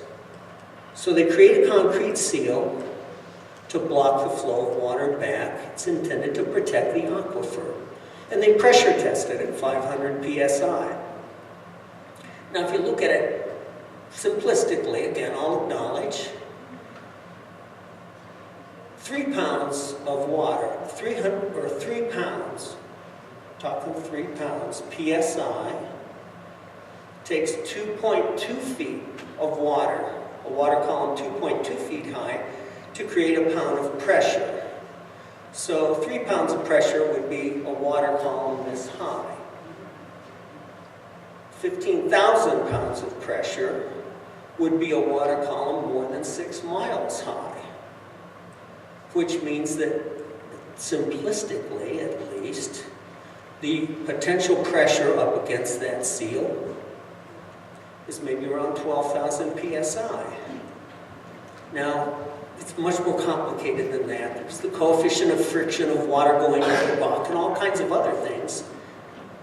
But logically, if you are a capitalist, you have to recognize that as a risk. With that amount of pressure and that amount of water, there is a risk that some of that highly pressurized water, bearing chemicals that are a proprietary secret, is going to get shoved into your aquifer. Okay? So, wouldn't you want to have knowledge? Well, knowledge could be provided through tracers. As I said, there's thousands of ways that tracers are used in our society now, but you can take tracers that are, they're benign, they're not poisonous, they're detectable in minute quantities, they dissolve in water, they're durable, they're not going to be hurt by the pressure or the temperatures involved in fracking, they will endure. So it would be inexpensive to require that every well, we're talking not about a Columbia gas well at 2,000 psi, I could care less about that. But every deep shale hydraulic fracking well could have its own unique tracer. Cheap to buy the tracer, cheap to put it in the fracking fluid. And now let's look at enforcement from the government's point of view. The government enforcer merely requires a sample of the fracking fluid before the frac begins and a sample of the flowback fluid when the frac is over. And then those secret samples are stored by the state. All of that enforcement is inexpensive. Then, if someone in the vicinity of that well says, your frac polluted the aquifer and has impacted my well, you would have a very simple case. Proof would be simple. You take a sample of the well from the accusing landowner who has no idea what that tracer is. And then you test it for the specific tracer that was used in that well. Now that testing process will cost, I'm sure, a few $1,000s, given chain of custody, handling the evidence and all that. But you either find that one unique tracer or you don't. Now, if you don't find that tracer, then the driller has been vindicated. The driller who did his job right is vindicated and the landowner loses. Okay?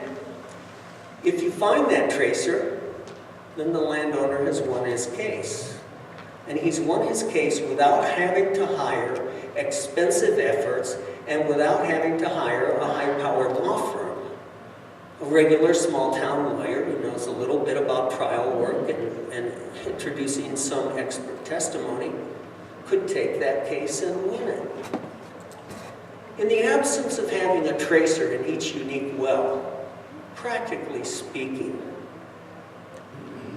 no homeowner is going to be able to afford to prove that that deep shale hydraulic frac went awry and impacted the aquifer from which they draw their drinking water. It's just not economical for the order to enhance the fracking process are unique to fracking. They're borrowed from other industries that developed them. So anyhow, the industry could agree to this degree of transparency, but the industry has been successful in resisting any legislation that would require this degree of transparency, even though such transparency would be inexpensive to achieve and enforce.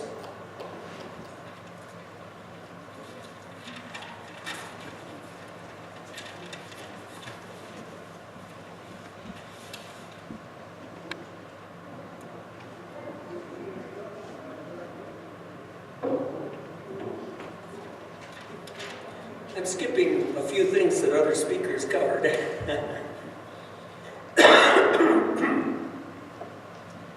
So briefly then, if you look at this issue from the point of view of a true capitalist protects his capital and looks for it to give him a good return year after year. A true capitalist doesn't take a needless risk, and a true capitalist does not squander his capital for a high return over the short run. That's not good capitalism. Capitalism respects knowledge. In fact, knowledge is the most valuable part of capital. Look at your local factory. Who's making more money, the information technology people, or the guy making the product, or the gal packing the product, or the gal shipping or trucking the product away? I'm sorry, the IT people are making the most money because knowledge is the most valuable form of capital. Bauxite was worthless until someone figured out how to convert it into aluminum. Knowledge is capital. So tracers create knowledge. And yet the industry has resisted requiring that each deep shale frac occur with its own customized, cheap, unique tracer. So now, I wouldn't ask you to take my word for it on something that involves something as complex as the oil industry. I have a few years of chemistry. I'm not a lifelong petroleum engineer. The industry is constantly self-educating and improving its processes. Every well is an experiment from which they can potentially learn more. And indeed, ironically, the industry loved to use tracers. As they were figuring out this process, which is relatively new, they tested different methods of fracking. And guess what they used to see which methods worked the best? Who wants to take a guess? What did they use? Huh? I heard people say tracers, yes! Yes! So, as a capitalist, maybe you might want to refrain from signing a lease until the process will provide you greater transparency and knowledge. Just maybe you would, if you're long-term in your perspective. And the other thing is, if you don't frack today, you can still frack tomorrow, or 10 years from now. You know, this process might become safer in the years ahead. Frankly, they're working on and are predicting that someday they'll be able to frack with liquid propane and recover a much higher percentage of what was in the ground and recover their propane. It could be that in the future, if you refrain from signing a lease today, you could get a much better, more profitable recovery in the future, and you could get it in a way that does not jeopardize your neighbor's well. And if you're really a capitalist, you're also thinking about your grandchildren and your great-grandchildren. And if you sign a fracking lease, and then your neighbor is forced to participate through unitization, and your neighbor's well gets ruined, you know, as a capitalist, even though you owe your neighbor no duty other than to obey the law, you might nonetheless, as someone who wants a good long-term return on his land and his community for himself and his grandchildren, you might want to take into account the interests of your neighbors who are justifiably concerned about having their land fracked involuntarily through unitization by an industry that is obviously underregulated, even though inexpensive and efficient regulations are here, ready to go. Anyhow, just something to think about. I thank you for the chance to speak to you.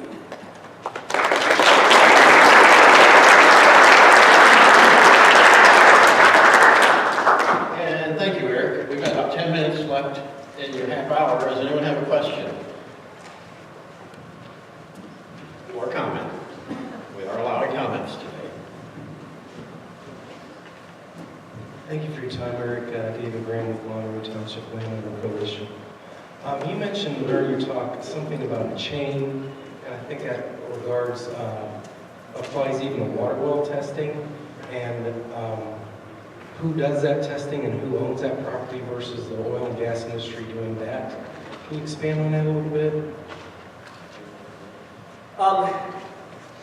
Well, I'm not sure about the question. What I was saying is that that right now, you know, you can go and get your well tested to prove that you've got a good well today, and then if your well water gets polluted, you can attempt to prove that the source of that pollution was someone else fracking their land, you know, a mile away from you or something like that. You can try to prove that, but it's a tough case to make, because even if you find pollutants in your well water that are used by the fracking industry, those same chemicals are also used by other industries on the surface, and it could be that the source of that pollutant was someone else. You still haven't proven that the oil company did it when they fracked their well.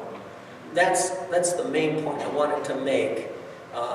You've got a tough case if you want to, you know, just because your well gets polluted a year after a frack occurs, you have a tough case which an ordinary small town lawyer just isn't going to take, because it requires such exquisite experts and such exquisite and sophisticated testing that good luck to you. Maybe you can afford it, but that's a tough case. I'm just saying, by contrast, if the case involves a look for one unique chemical that has a unique electromagnetic footprint, now you've got an easy test. You don't need an expensive expert. You can get by with a run-of-the-mill lawyer, and you can prove your case. And yeah, you could also say to me, well, Eric, that's kind of idiotic. I don't want a ruined water well in a case I can win. I want to protect my well altogether, right? So, what good are these tracers? But the thing is, with tracers, the industry would have motivation to protect the aquifer. They'd have an increased degree of motivation, and they could do additional things to protect the aquifer that they don't bother paying for now. Example would be, I mentioned the well or the pipe within the pipe, so that they could put that concrete seal below your aquifer. Well, one thing they could do, and it's really complicated, I have to admit I don't understand it, but there are disposable pressure and moisture sensors that they could put down and get it below that plug. And those sensors would alert them if they had a problem at the base of your aquifer. So there are measures that they would be motivated to take if there were tracers in the well. But right now they don't have the motivation, because for the driller, the difference between polluting your well and not getting caught and simply not polluting your well, there's no financial difference for them. Looking at it from a cold-hearted capitalist point of view. Not that the drillers would necessarily. Thank you, Eric. And I do want to say we have one more question before we move on to the next workshop. That in today's world, and I think that the Clearport group has some information out there on quality water testing, and some of the groups are looking at trying to get a group discount for folks that would like to get a high level, like a tier 3 water test done on your well. I think one important thing to keep in mind, as Eric kind of alluded to, in today's world, with all the industrialization and the mega farming and everything that's happening, if you are a landowner and you have a well and you've never had your well tested to see what's in it, shame on you. If you really care about it, it's time to get that test done. And what we've been told is you have the test results attached to the deed of your property at the recorder's office, so you actually have a point in time where you know exactly the quality of the water that you're getting. And, you know, in today's world today, we cannot take our water for granted anymore. for. And that's part of the reason why people are so inflamed about this. Oh, I didn't mean to talk about flaming water today. Did you have a quick question? Yeah, in this era of lack of regulatory framework, purportedly in a capitalist society, these leases should be a negotiation. And couldn't people who are in these areas that might be pooled require, as part of the negotiation, that that tracer be part of the lease? Sure, you could negotiate for that. Good luck. Maybe you can. You know, But wouldn't that be an indication to people who are trying to negotiate their leases and get a good deal from the company that they're unwilling to put such an inexpensive tracer in place, that might be indicative to them whether or not they should enter that lease or not? Yeah, Very good point. That's certainly. Thank you. Quick question, and then we'll move on. Yes, sir. I just wondered if you know of any legislation that's at the state or federal level that is in process or being offered that address that issue of tracers. Okay. Real quick here, Bill. The question was, is there legislation pending to require tracers?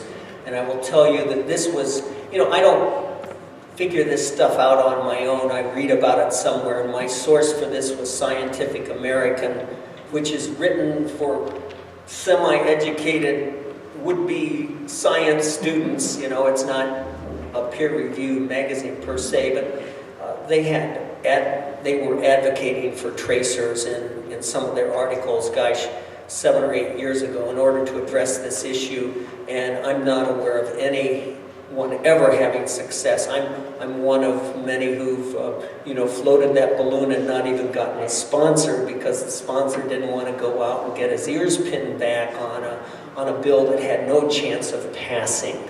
So I can just say that in Ohio it was a non-starter to even try to get a sponsor for it. Thank you, Eric. Take a moment.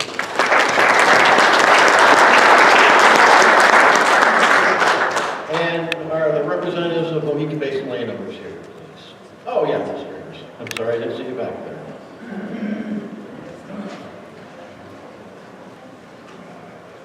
Please welcome Carl Ayers of the Mohican Basin Landowners Association. They're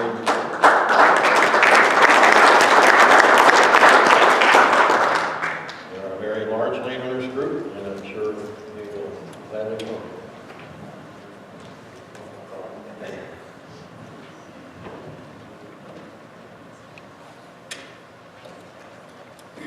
Thank you for the opportunity to be here today. I'm Carl Ayers. We have a dairy farm between Loudonville and Perrysville. Our family's been in this area since 1810 when the land was settled, and we owned some of the original land that was in that tract there. I also have with me Dave Draper. Dave, will you stand up, please? Dave is secretary of our association. Dave's career was with John Deere, a very responsible position, and he was in charge of all the parts services for John Deere east of the Mississippi and all of Canada, and recently retired from that job, and we're fortunate to have him on board with us here. I appreciate the comments of the previous speakers, and I would only take issue with one speaker. The lady who said she wants a good blizzard. I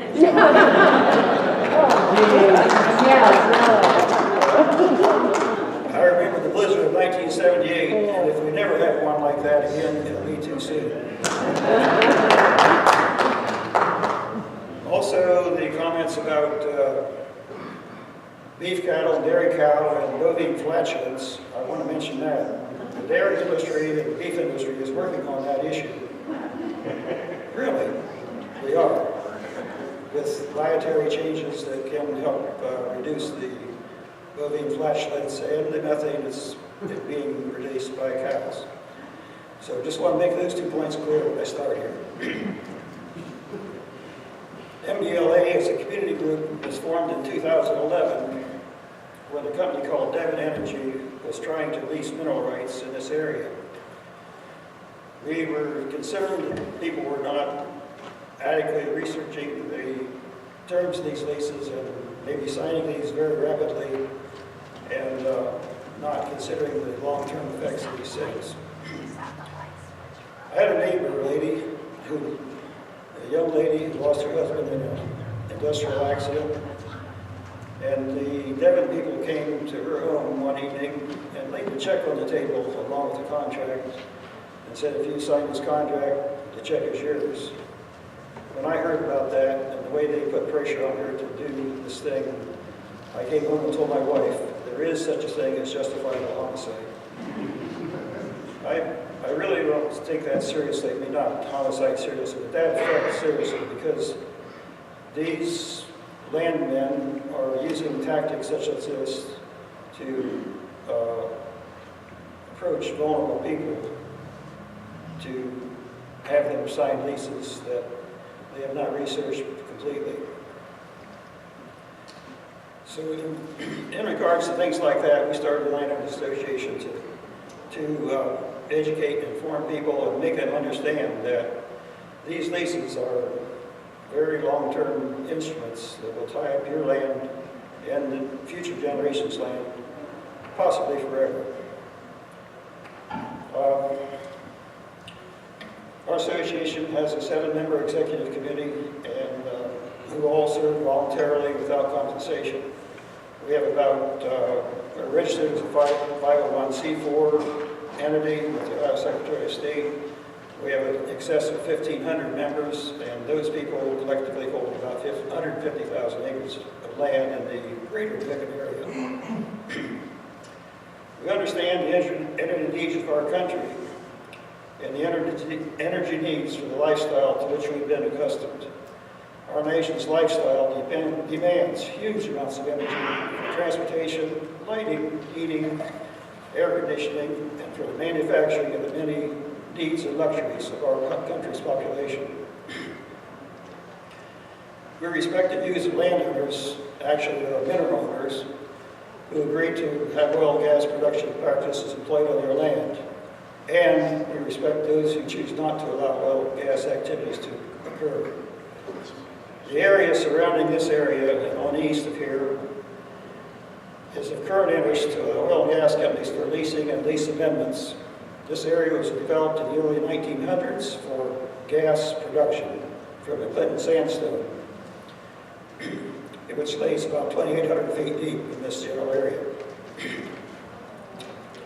After these initial gas reserves were depleted, there was a dormant time, and then in the 1950s and thereabouts, and more recently, land was released again to Columbia for storage. In other words, they drilled storage wells, and gas was brought up from Texas and Oklahoma and Louisiana, injected into the land here so it's in reserve for the demand periods when it needed to be shipped on north and east into the high populated areas.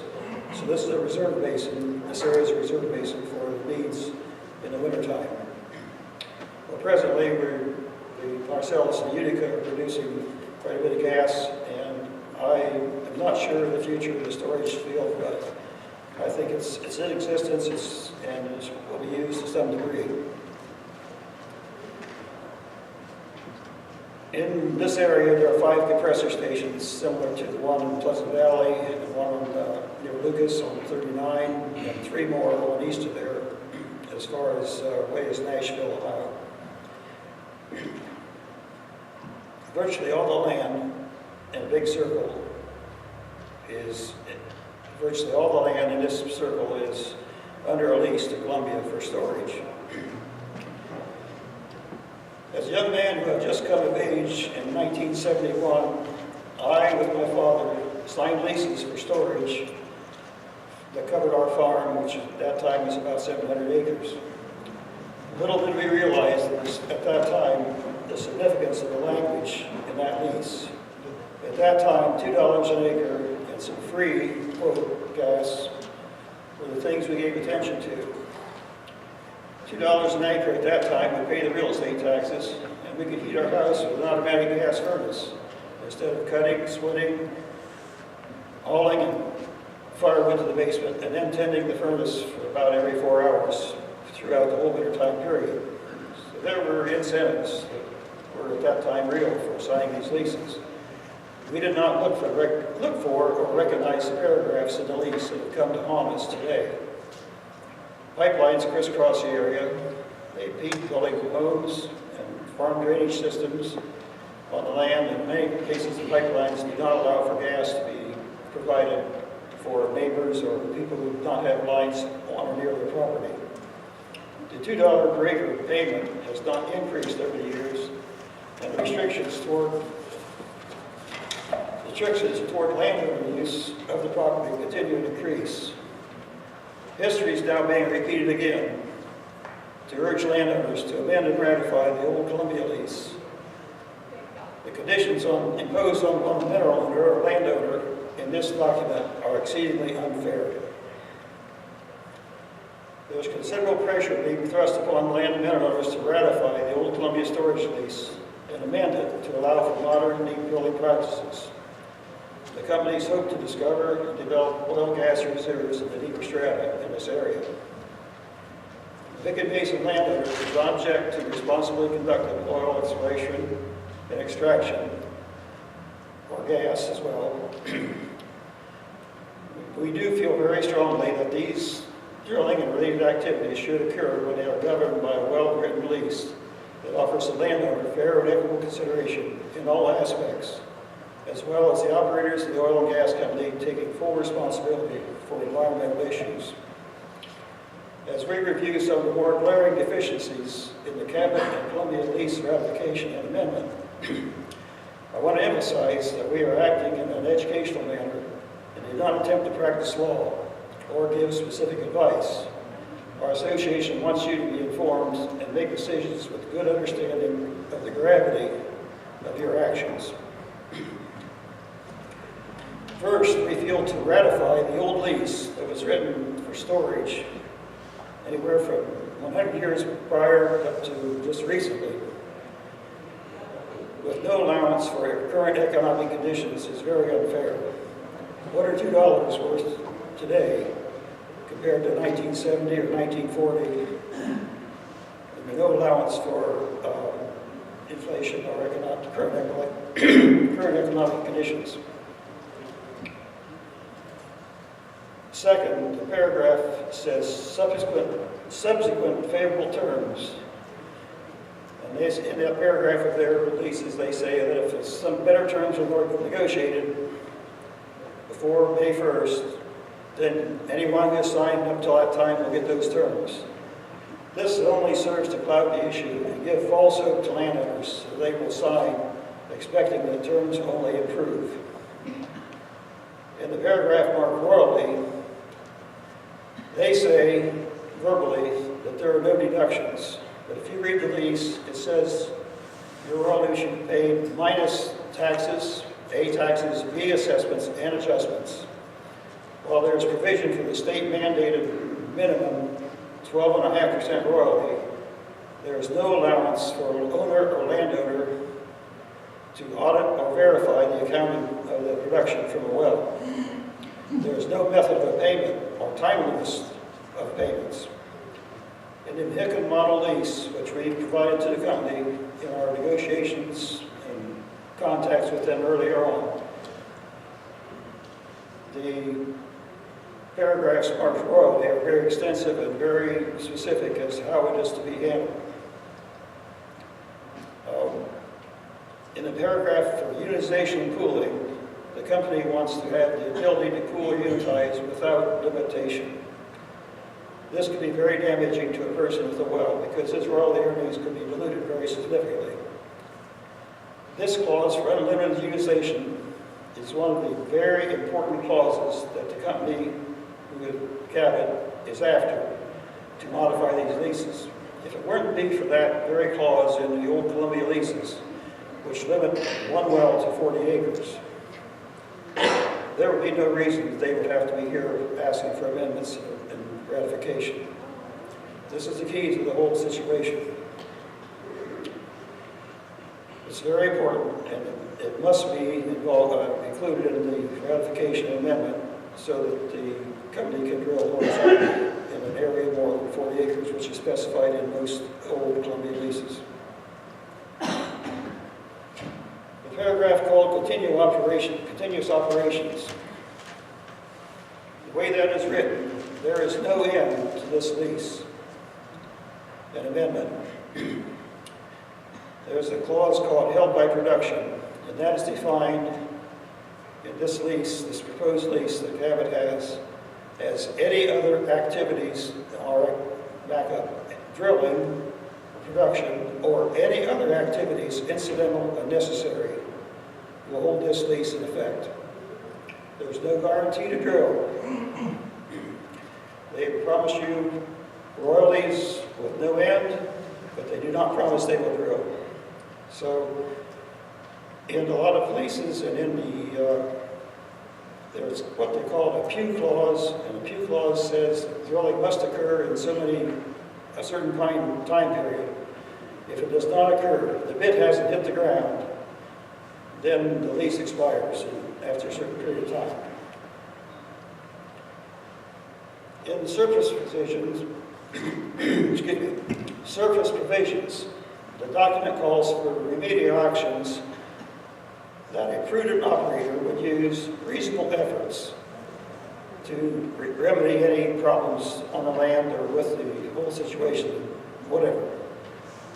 Reasonable efforts. In our lease, our model lease we presented to Cabot calls for the highest and best practices to be used for whatever is necessary to remedy the situation. There are many other items concerning crops. In crops, it says the then growing crops shall be compensated for. What about next year's crop or the year after? And pipelines, there's no limit to the pipelines that can apply or install on the property, and the depth is only 48 inches. In our area, we do a lot of artificial drainage, underground drainage to produce crops, take the excess water away, and 48 inches is not sufficient. The Columbia Gas at this point wants us to have at least a foot above or a foot below their existing lines, and this causes quite some issues at certain times when you're using gravity drainage in the field. But also, the pipeline almost acts like a dam in the field. The hazardous materials specified that only incidents which trigger a violation will be reported to the landowner. This contrasts greatly to the model Mohican Basin lease that expands the responsibilities of the operator quite considerably. The anticipated damage is limited to, in basic terms, $2,000 an acre. I don't know about you, but I will buy all the land you will bring me for $2,000 an acre. This is not fair. The engineering plans that we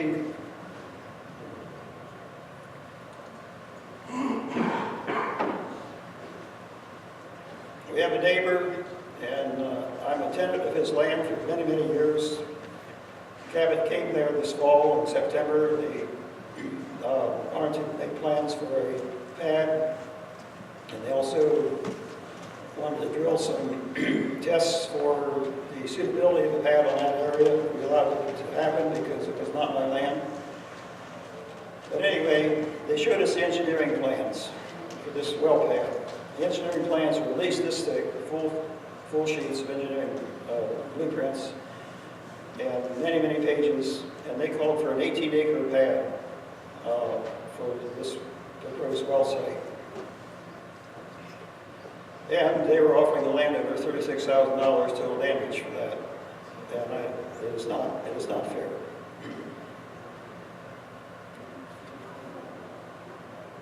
Now I want to go to the water quality area. In that situation, Cabot came around and agreed to test all the wells, and did test all the wells, the stream, tile outlets, spring fed tile outlets, to a 3,000-foot radius, and our water was tested. And I asked for the company to split samples so that I could have it sent to my lab as well as their lab, which they did. Once I investigated the aspects of water testing, it was about $600 per test per well, to test a well. And then the company also reminded me that since the chain of custody had been broken between the people who taken the sample and the lab, that none of this would be admissible in court as evidence. So what Eric said about chain of custody and other things like that, these things are very important. So I did not follow up with testing our samples. We did get the results back the other day from them. I have not reviewed it. At this point, I have not reviewed the samples of the well salts and samples that Cabot have taken. In the Mohican model lease, it states that, or let me back up. In this proposal that Cabot has, they agree to test before commencement of activities. However, it is written there, in the event it is determined that sub-lessees, that's the operator's operations, have adversely affected water quality, then they will take steps to remedy them. Now, in the event that is determined, tells me we're going to court. Who of us can stand up against Cabot's legal team financially to prove this? Our Mohican model lease states that any change in water quality will be presumed to be caused by operations, and the responsibility to correct those will be upon the operator without any other recourse, without determining what it is or what it is. Any change will be presumed to be the responsibility of the operator.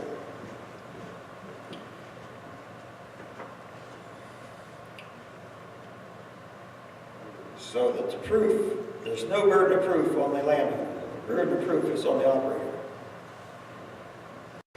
Additionally, we have a dairy there. We have about 700 animals at the dairy at that location. In the summertime, those animals are going to drink 50 to 60 gallons of water a day. So if you take 700 times 50 or 60, can you imagine what it would take to replace water just for that one operation? So we do not want the water affected. We feel that leases can be written so that the impetus to operate correctly and responsibly is on the operator without proving that he was negligent. But these conditions are not apparent in these Cabot leases. Like one, the Cabot lease limits your recourse to only the company. In other words, when you sign this lease, you're limiting your recourse to dealing with them. You take away your legal options to remedy problems. The insurance limits and liability are set, and similar to the $2 an acre in 1950, what will these insurance limits be in another 20 or 30 years? What should they be? But they're set at this point in that lease. And many other aspects as far as details for the surface operations of the company, but I again wish to emphasize these statements are not legal advice, and I recommend that anyone who wishes to sign with document to first seek legal advice from a competent attorney who is proficient in oil and gas law. Now, I want to emphasize that oil and gas law is a different animal than any other law, and I've had attorneys call us saying, what does this clause mean, what does that clause mean, and they state that oil and gas law is an entity of its own. You need specialized attorneys to help give you advice in those areas.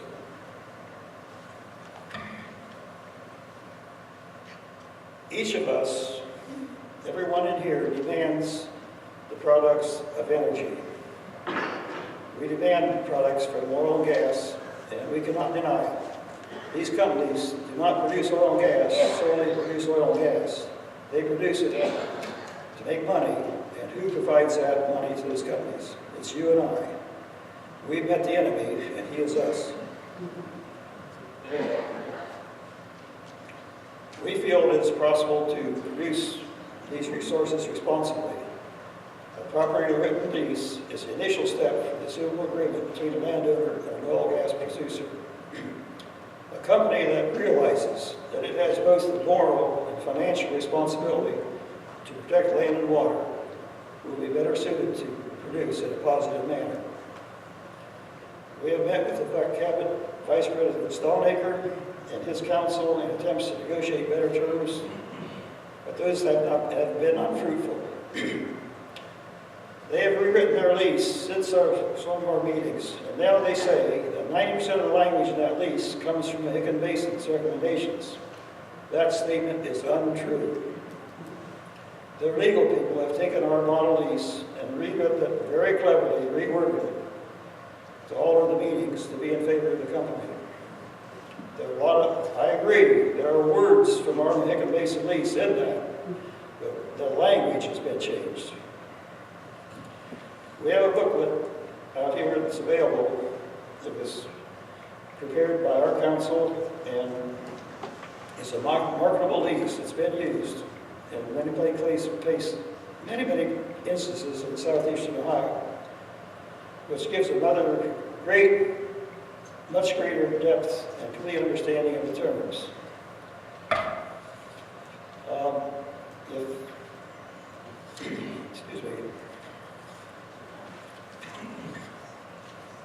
If you or a neighbor wish to access this here, it's be available. I think Mr. Baker has it up there, and he's helping to put this out there.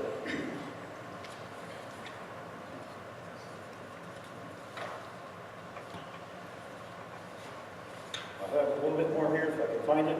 Too many pages here.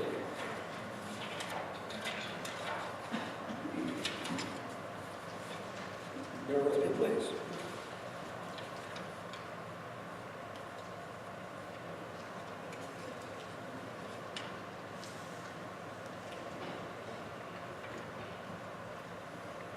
The Mohican Basin has not been taking new members lately, just because of the workload that is involved to maintain files and to organize and maintain files. In my office, we have 5 4-door file cabinets full of applications that we took in those years starting in 2011 for our landowner base. It is taking considerable amount of work to organize and keep that. So we're not taking new members, but we are making our email information available. We do send out newsletters on a periodic basis. And if you would like to be involved in that, you can email mohicanbasin@gmail.com and get your email on log in with our email, your email to us. We will include you in our future emails. And you may also write in to ask questions, and we will answer those questions. I guess I compare this effort by Cabot in Columbia to a little bit in the same line as a lottery ticket. Why do we want to use our remaining rights that we have, even if we have an old Columbia lease? Why do we want to sell the remaining rights that we have to buy a lottery ticket with their promises of whatever, with the lease written so much in their favor that it puts you in a really bad situation from now on? So I just want to thank you for the opportunity, and if there's any questions, I'll try to do my best to help you out.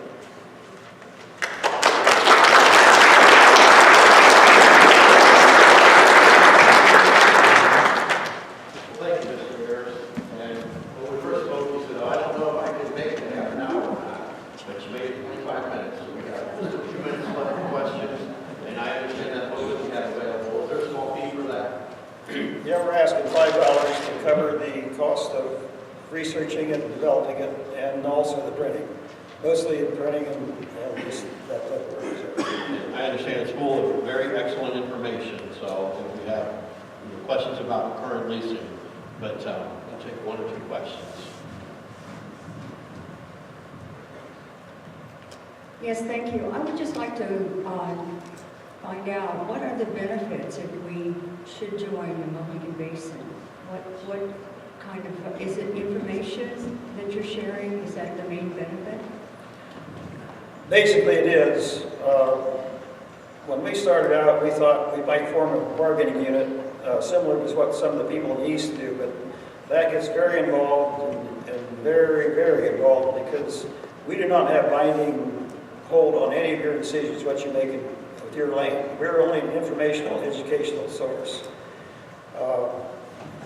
Or we could refer you to competent, experienced oil and gas attorneys if you wish to have that as well.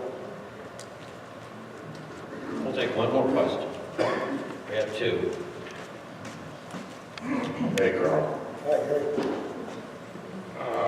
Just as you said, the association has, I don't know how many 100 members and 1,000 acres and so forth, but the association does not speak for all those members individually. Each member is entitled to make their own lease with Cabot or whoever. But my question to you is, Carl, and you raised a number of good points in your review of the agreement. Are you prepared, is your association prepared to put together a proposed revised amendment and submit it to Cabot for them to consider? We have done that. We have met 4 times with the company starting in September. And in September, they came out with a 1-page lease. 1 page. Okay. Amended lease amendment. And I said to Mr. Huntress and to Mr. Wayne, what's Wayne's last name? Gill. Gill. All right, I said to them, I said, if you had land, you would not allow anybody to work with this lease. You know what their answer was? Well, they would not sign a lease like that if they had their own land. Then they have come with the 4th, at least the 4th change in their leases. But they are very minor, very subtle changes. The main thrust of it is unitization, and then the worst thing is the royalty clause. They say, they put their hand on the Bible and say, you'll be at 12.5% net royalty. But you read it, it says minus deductions, minus assessments, taxes, and deductions.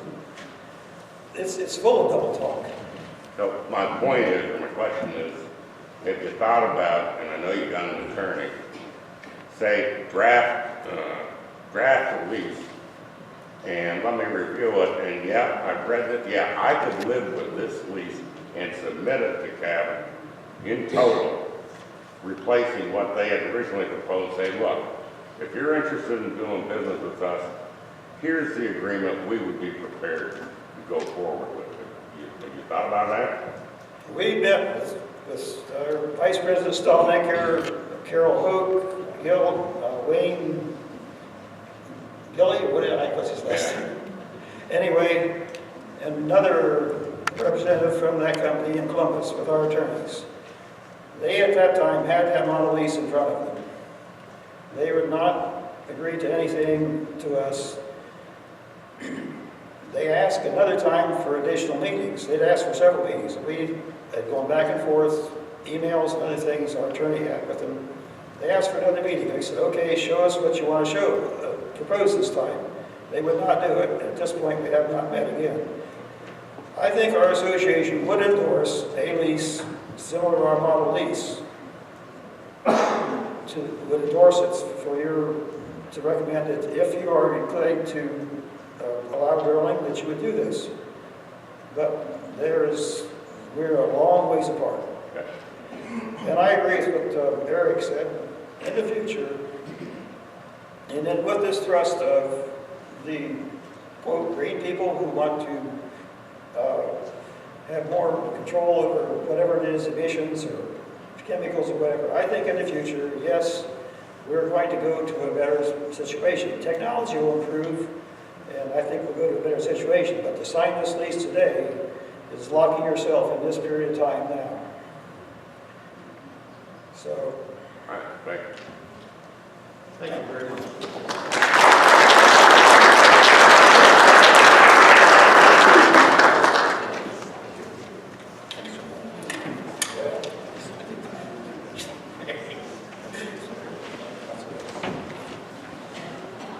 Okay, very good, folks. We've got one more presentation for today. We've heard a lot about laws in the state of the laws in Ohio, and I've invited Green Party gubernatorial candidate and Lieutenant Governor to speak today. It would be Connie Gadell-Newton and Brett Joseph. Please give them a warm round of applause.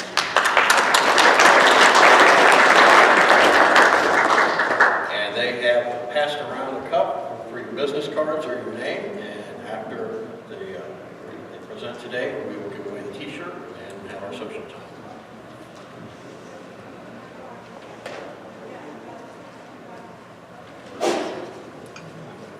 Thank you. It is a privilege and a pleasure to be here today to speak with you. My name is Constance Gadell-Newton, and I am running as the Green Party candidate for governor.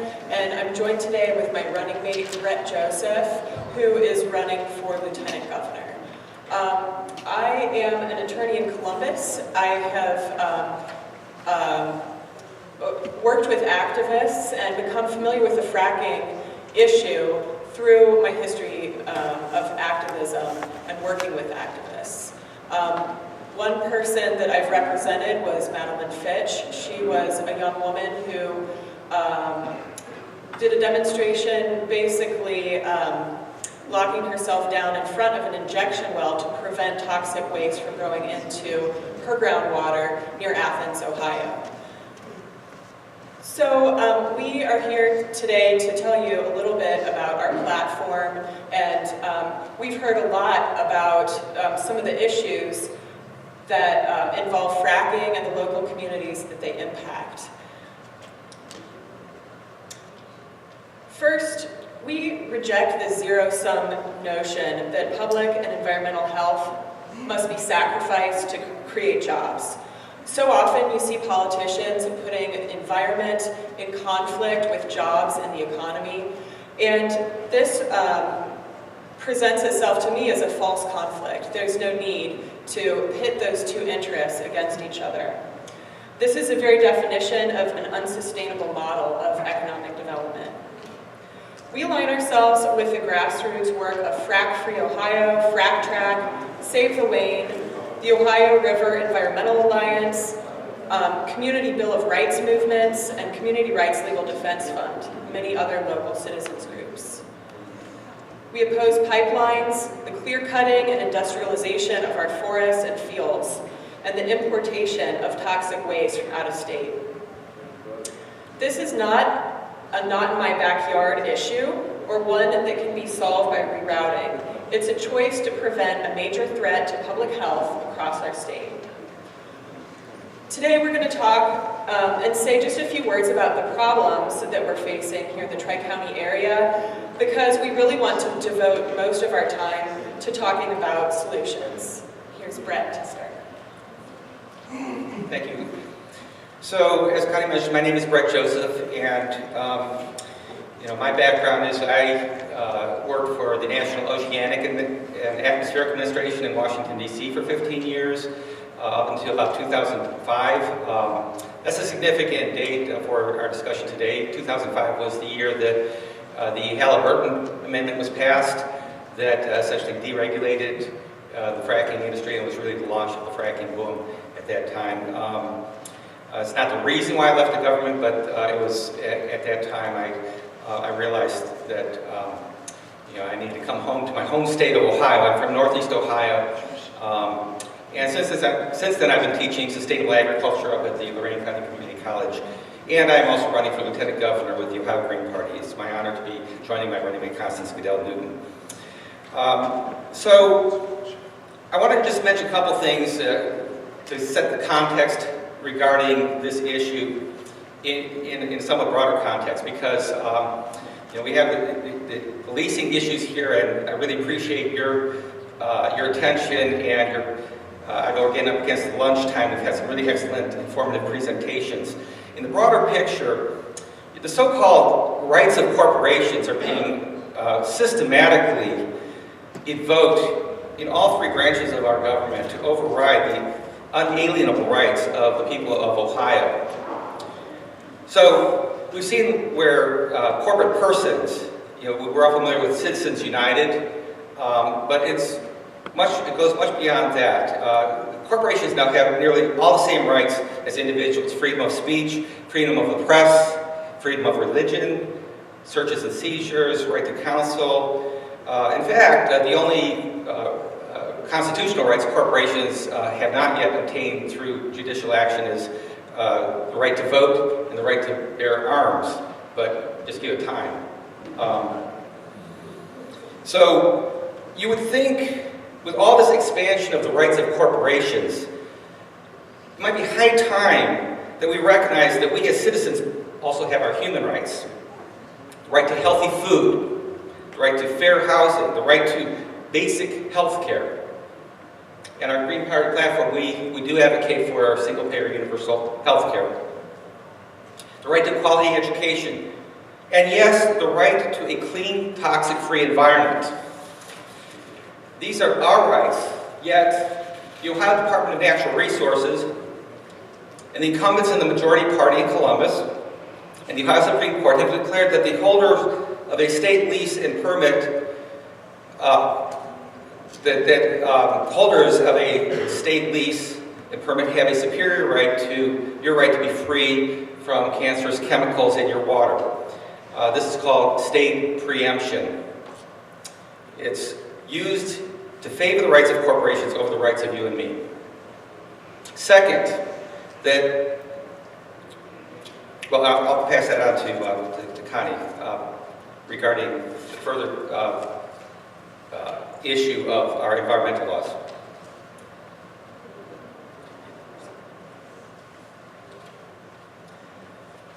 So, unconventional oil and gas extraction in Ohio is a virtually unregulated industry.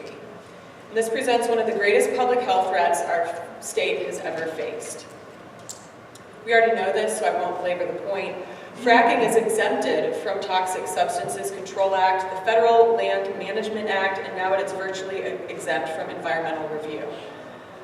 I think we've heard that the injection waste, the solution, is a proprietary solution. So this brings me to the third aspect of our problem. Our state and federal environmental laws can no longer be relied upon to deliver clean air, water, or a toxic-free environment. The agencies charged with protecting our land and waters, including the EPA, ODNR, and the Bureau of Land Management, the U.S. Forestry Service, and the Federal Energy Regulatory Commission, have been captured by industry interests, these corporate interests. Likewise, legislators and judges charged with interpreting these laws have been elected with large campaign contributions from the oil and gas industry. As a result, we've seen amendments, special exemptions, streamlining and fast-tracking procedures, expansion of preemption authorities, and limitations on public comment and class action jurisdiction, all amounting to a slow and insidious erosion of legal protections for the public and environmental health. So as of today, the gap between paper compliance and the reality on the ground has grown. Many of the most important environmental review processes, permitting standards, and enforcement tools have been rendered a sham, really, even to the point where our environmental laws are being applied to shield the extractive industries from public accountability and to paper over all manner of environmental harms. What am I talking about? Well, under a new executive order that the Trump administration issued just in January this year, this is just one example. the Bureau of Land Management that is responsible for stewardship of our public lands is authorized to exempt leasing decisions from public and environmental impact review by determining that any new lease is similar to past leases. What that means is that such a determination can be made with a very broad brush and without regard to site-specific conditions, whether it's a fragile ecosystem or has particular issues with the groundwater. It's just a broad brush approach that can be given a pass by a single letter called a determination of NEPA adequacy. That NEPA stands for the National Environmental Policy Act, and it can be issued without any new analysis. Unregulated and unconventional oil and gas development in this Tri-County area will permanently destroy much of what makes this area of the state so special. The parks, the beautiful landscape, this healthy forest, canoeing streams, and scenic vistas, all to gain 5 years or so of commercially viable production that will not deliver the jobs or 50-plus years of royalties as promised. And today I've heard from some speakers who are talking about the environmental impact, and I'm sure many people who are here today are personally aware of these issues. Amended oil and gas leases will open the way for an extractive industry that has produced hundreds of violations across the state, including toxic spills, and that will leave a legacy of toxic hotspots and cancer clusters that will plague our children and our children's children for generations. So here is what we're going to do. We're going to change course before it's too late.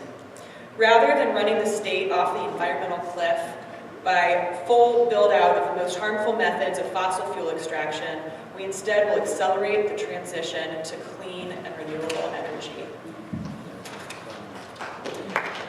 And in the process, we'll reclaim our democracy and our basic human rights.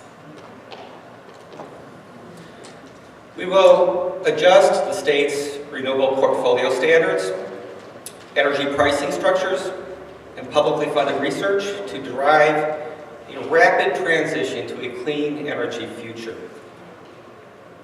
We will impose a statewide ban on new high-volume unconventional gas extraction, fracking, operations, and we will place a moratorium on existing operations until and unless the science provides sufficient information to accurately determine the level of associated direct, cumulative, and long-term risks to public health.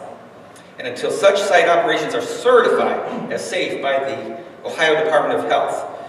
Now, this would not affect existing conventional wells.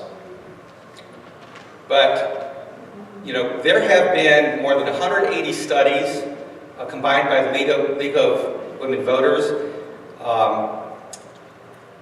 And it's very important that, and again, I appreciate that you're here. We all need to educate ourselves because the studies, most of which have been done since 2013, the fracking boom has only been going on for a little over 10 years now, and it was started with the deregulation of the industry. And that deregulation, as you've heard, is in part to deprive us, the public, and you, the landowners, from having information that you need to make complete decisions. So these studies are quite recent, but they overwhelmingly show that this is toxic, cancer-causing, and in some cases radioactive material that's in that fracking wastewater. So that's why New York has banned it. That's why the state of Maryland put a moratorium on fracking. What are we doing in Ohio? We're receiving the fracking waste of our neighboring states. We're going to put a stop on it. In addition to the moratorium on fracking, we will ban further use of injection wells and other above and below ground long-term storage facilities for the purpose of disposing of wastewater, the brine waste, and the residual solid waste generated by hydraulic fracking. We'll also classify fracking wastewater and its derivatives as hazardous waste. This is important under Ohio law, notwithstanding the current federal exemption of oil and gas development waste from regulation under the Superfund Act.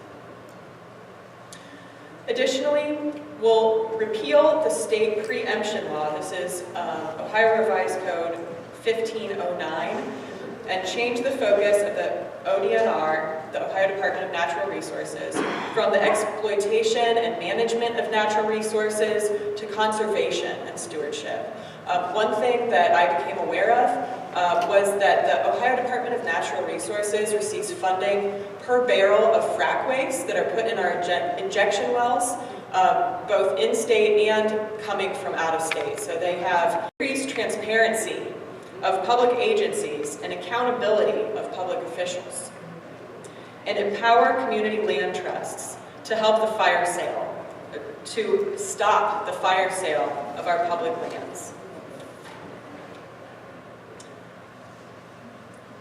We'll stop the misuse of state leasing and eminent domain authorities for private fossil fuel extraction and other non-community-based theft of Ohio lands, public and private, and end the use of anonymous shell corporations by requiring disclosure of ownership interests, foreign and domestic. We will not let Ohio become a colony run by oligarchs from China, Saudi Arabia, or anywhere else. Colony run by overseas interests. So are we being alarmist here? Well, in case you haven't heard, a joint venture corporation named the Appalachian Development Group registered in November 10th. This was one day after West Virginia signed an MOU, a Memorandum of Understanding, with the China Energy Investment Group. And this came out of a deal with President Trump and China's President Xi Jinping for an $83.7 billion infusion of Chinese investment into our region, our multi-state region. This would potentially impact 50 counties in 3 state areas with the establishment of a major petrochemical hub located right along the Ohio River. And if you haven't heard about it, should be surprised, because there were no bells and whistles. It was basically one of the deals that kind of got footnoted in the news. So when we say that would make us basically a colony in China, we just need to think about the threat that we're facing. It's not just an environmental threat. It's a threat of losing our democracy. We have to put this in context. So further in our platform, we will establish, we recognize that the change to a clean energy future is something that requires some adjustment, and we will establish a super fund for workers that provides financial and educational assistance to workers and their families that are displaced by the transition to renewable industries. Workers have suffered enough the effects of working with waste, and there's a lot of parallels here with what we've seen with the coal miners and their families that have been affected by silicosis, mountaintop removal, and so forth. So we need to do justice by those people that have borne the burden of our energy, or fossil fuel development economy, but we need to make that transition. We're going to upgrade our transportation, our watershed management, and our green infrastructure while employing and training thousands of Ohioans. So this is about creating jobs. We will create a policy climate that is favorable to the success of small businesses, cooperatives, community investment funds, and other socially beneficial enterprises. We're seeing more and more businesses in the private sector taking the lead, along with agribusiness firms taking the lead in really challenging this notion that it's got to be jobs versus the environment by developing their business models so that it's a win-win situation. We will safeguard local home rule prerogatives of municipalities and local taxing districts. And last but not least, we will support grassroots community bills of rights initiatives like the one they had up in Mansfield. and a constitutional amendment that recognizes that the rights of communities to self-determination when it comes to protecting their basic rights to clean air, clean water, and a clean toxic-free environment will be guarded and held inviolate.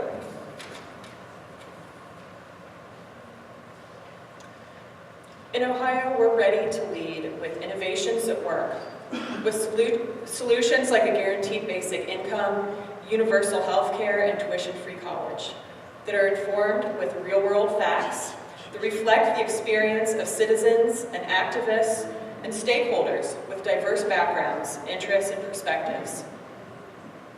We're calling on our fellow citizens to join us in challenging the two-party system, the two-party political establishment that panders to big money interests while employing divisive partisan dogma, and to unify around our enduring shared values that can serve as a moral compass and solid foundation for coalition building among diverse people of goodwill. We are, the Green Party has a long history of environmental activism, and we are a young but growing party. We value inclusive and participatory democracy, social and economic justice, and responsible environmental stewardship, as well as peace and nonviolent change. And we're inviting everyone here to join us to find out more information. At this important moment in our history, we must summon the courage to question deficit-based thinking that for too long has impeded progress towards a better future for all Americans. We know that when we celebrate our differences in a spirit of mutual respect and appreciation, we draw into sharper focus all that unites us within our common humanity. We need leadership that honors and reflects the best of who we are. As a Green Party candidate, we don't accept corporate donations. We're not beholden to corporate interests. We represent the people. As Brett mentioned, we support Community Bill of Rights initiatives. These are groups that are saying no to the federal preemption, the state law, and allow communities to decide for themselves how to regulate these issues. We think that's really important. We believe that communities know for themselves the best way to regulate these issues, to protect the children and the people who live in these areas. We want to support that. We're very lucky to have a lot of support in our grassroots campaign. And if you would like to learn more about how to get involved or would just like more information as we go along, our website is constanceforohio.org, and there are some cards out in the lobby. I also have some members of our campaign team here, Samuel and Jake, who can give you more information. And then we also had a raffle for a t-shirt, so they will be announcing who the winner of the t-shirt is. We have some other t-shirts and sweatshirts available as well.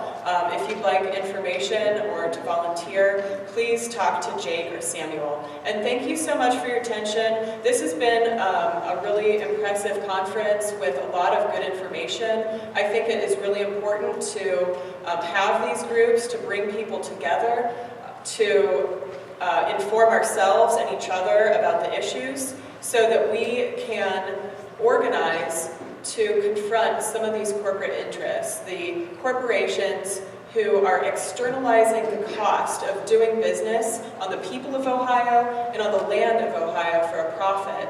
We don't have to take it anymore. We have the ability to organize and to fight back. Thank you.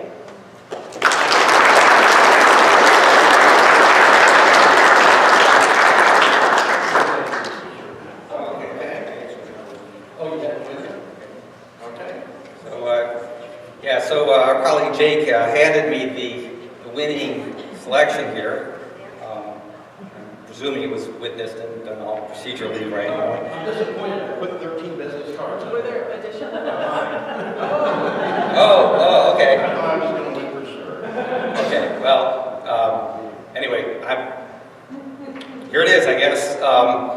The Clark family, advocates for local land.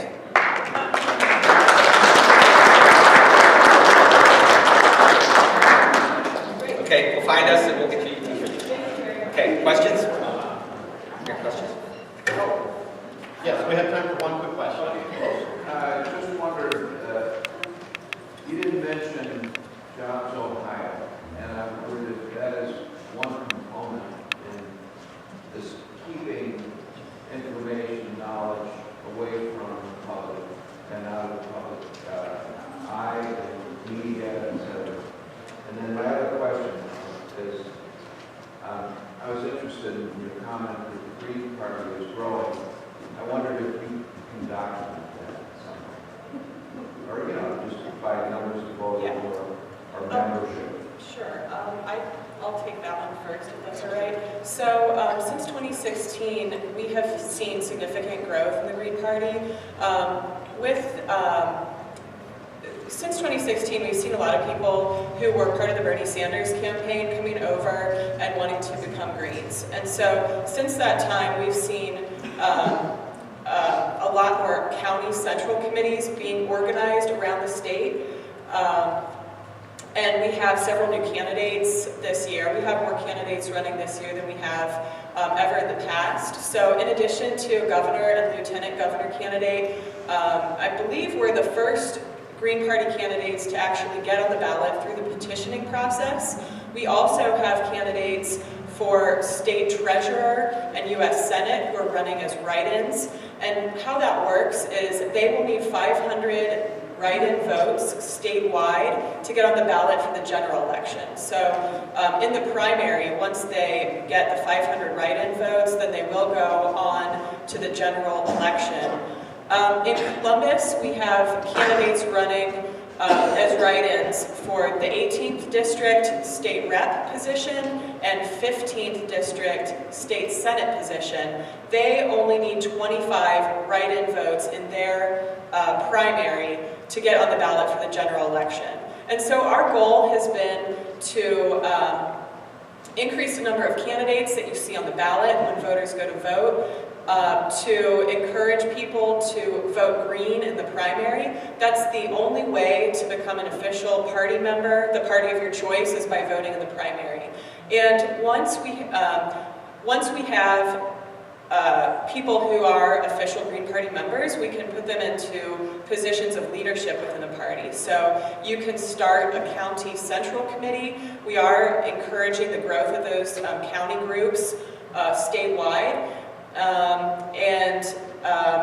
In that way, we're growing our leadership. So we're asking people to vote in the primary. We have other candidates around the state. So we have candidates in Cincinnati and other areas. So we're very excited about this election cycle and really happy that we can offer the voters an alternative choice. Yeah, Licking County, Summit County, Lucas County. And one of the reasons, of a number of reasons, including to really aligning with the platform and the values of the Green Party, the reason that I chose to run is because the Green Party really leads with the issues. I'm just sick of this hyper-partisanship, defining your platform by what opposite of what the other party is stating. That's got us stuck politically. We need to move forward. On your question regarding Jobs Ohio,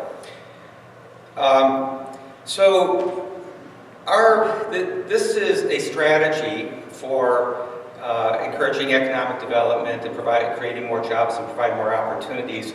However, it has come Kasich's emphasis on Jobs Ohio has come at a cost of the local funds, the amount of money that's allocated to local communities, and that in turn has been placing a heavy added burden on the local property taxes, to the point where many people in their communities are saying enough.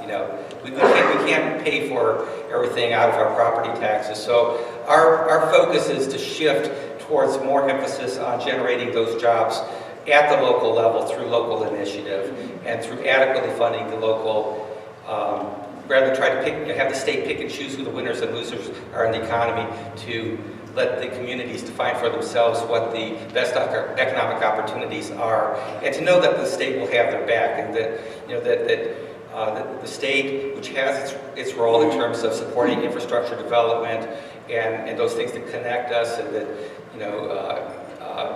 that are appropriate to be funded at the state level, that the state does its job, but that more participation and more democratic decision-making occurs at the local level, including, as we mentioned on a platform, the decision as to whether or not, for example, in this Tri-County area, you want the emphasis to be on, your excellent tourism industry, your excellent food and farm, value chain and so forth, rather than making a wholesale shift to oil and gas development, which would completely, alter the whole nature of this area in a manner that does not provide for the long-term economic security of the residents. I think it's the local community members that are closest to the issues. You know what's best for your communities, and we support that.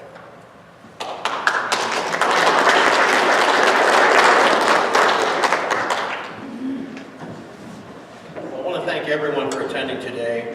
It's been a long morning, and it's still early afternoon. We'll be socializing out in the cafe area for a little while. There's material available. I imagine the candidates will be around just for a little bit to talk to.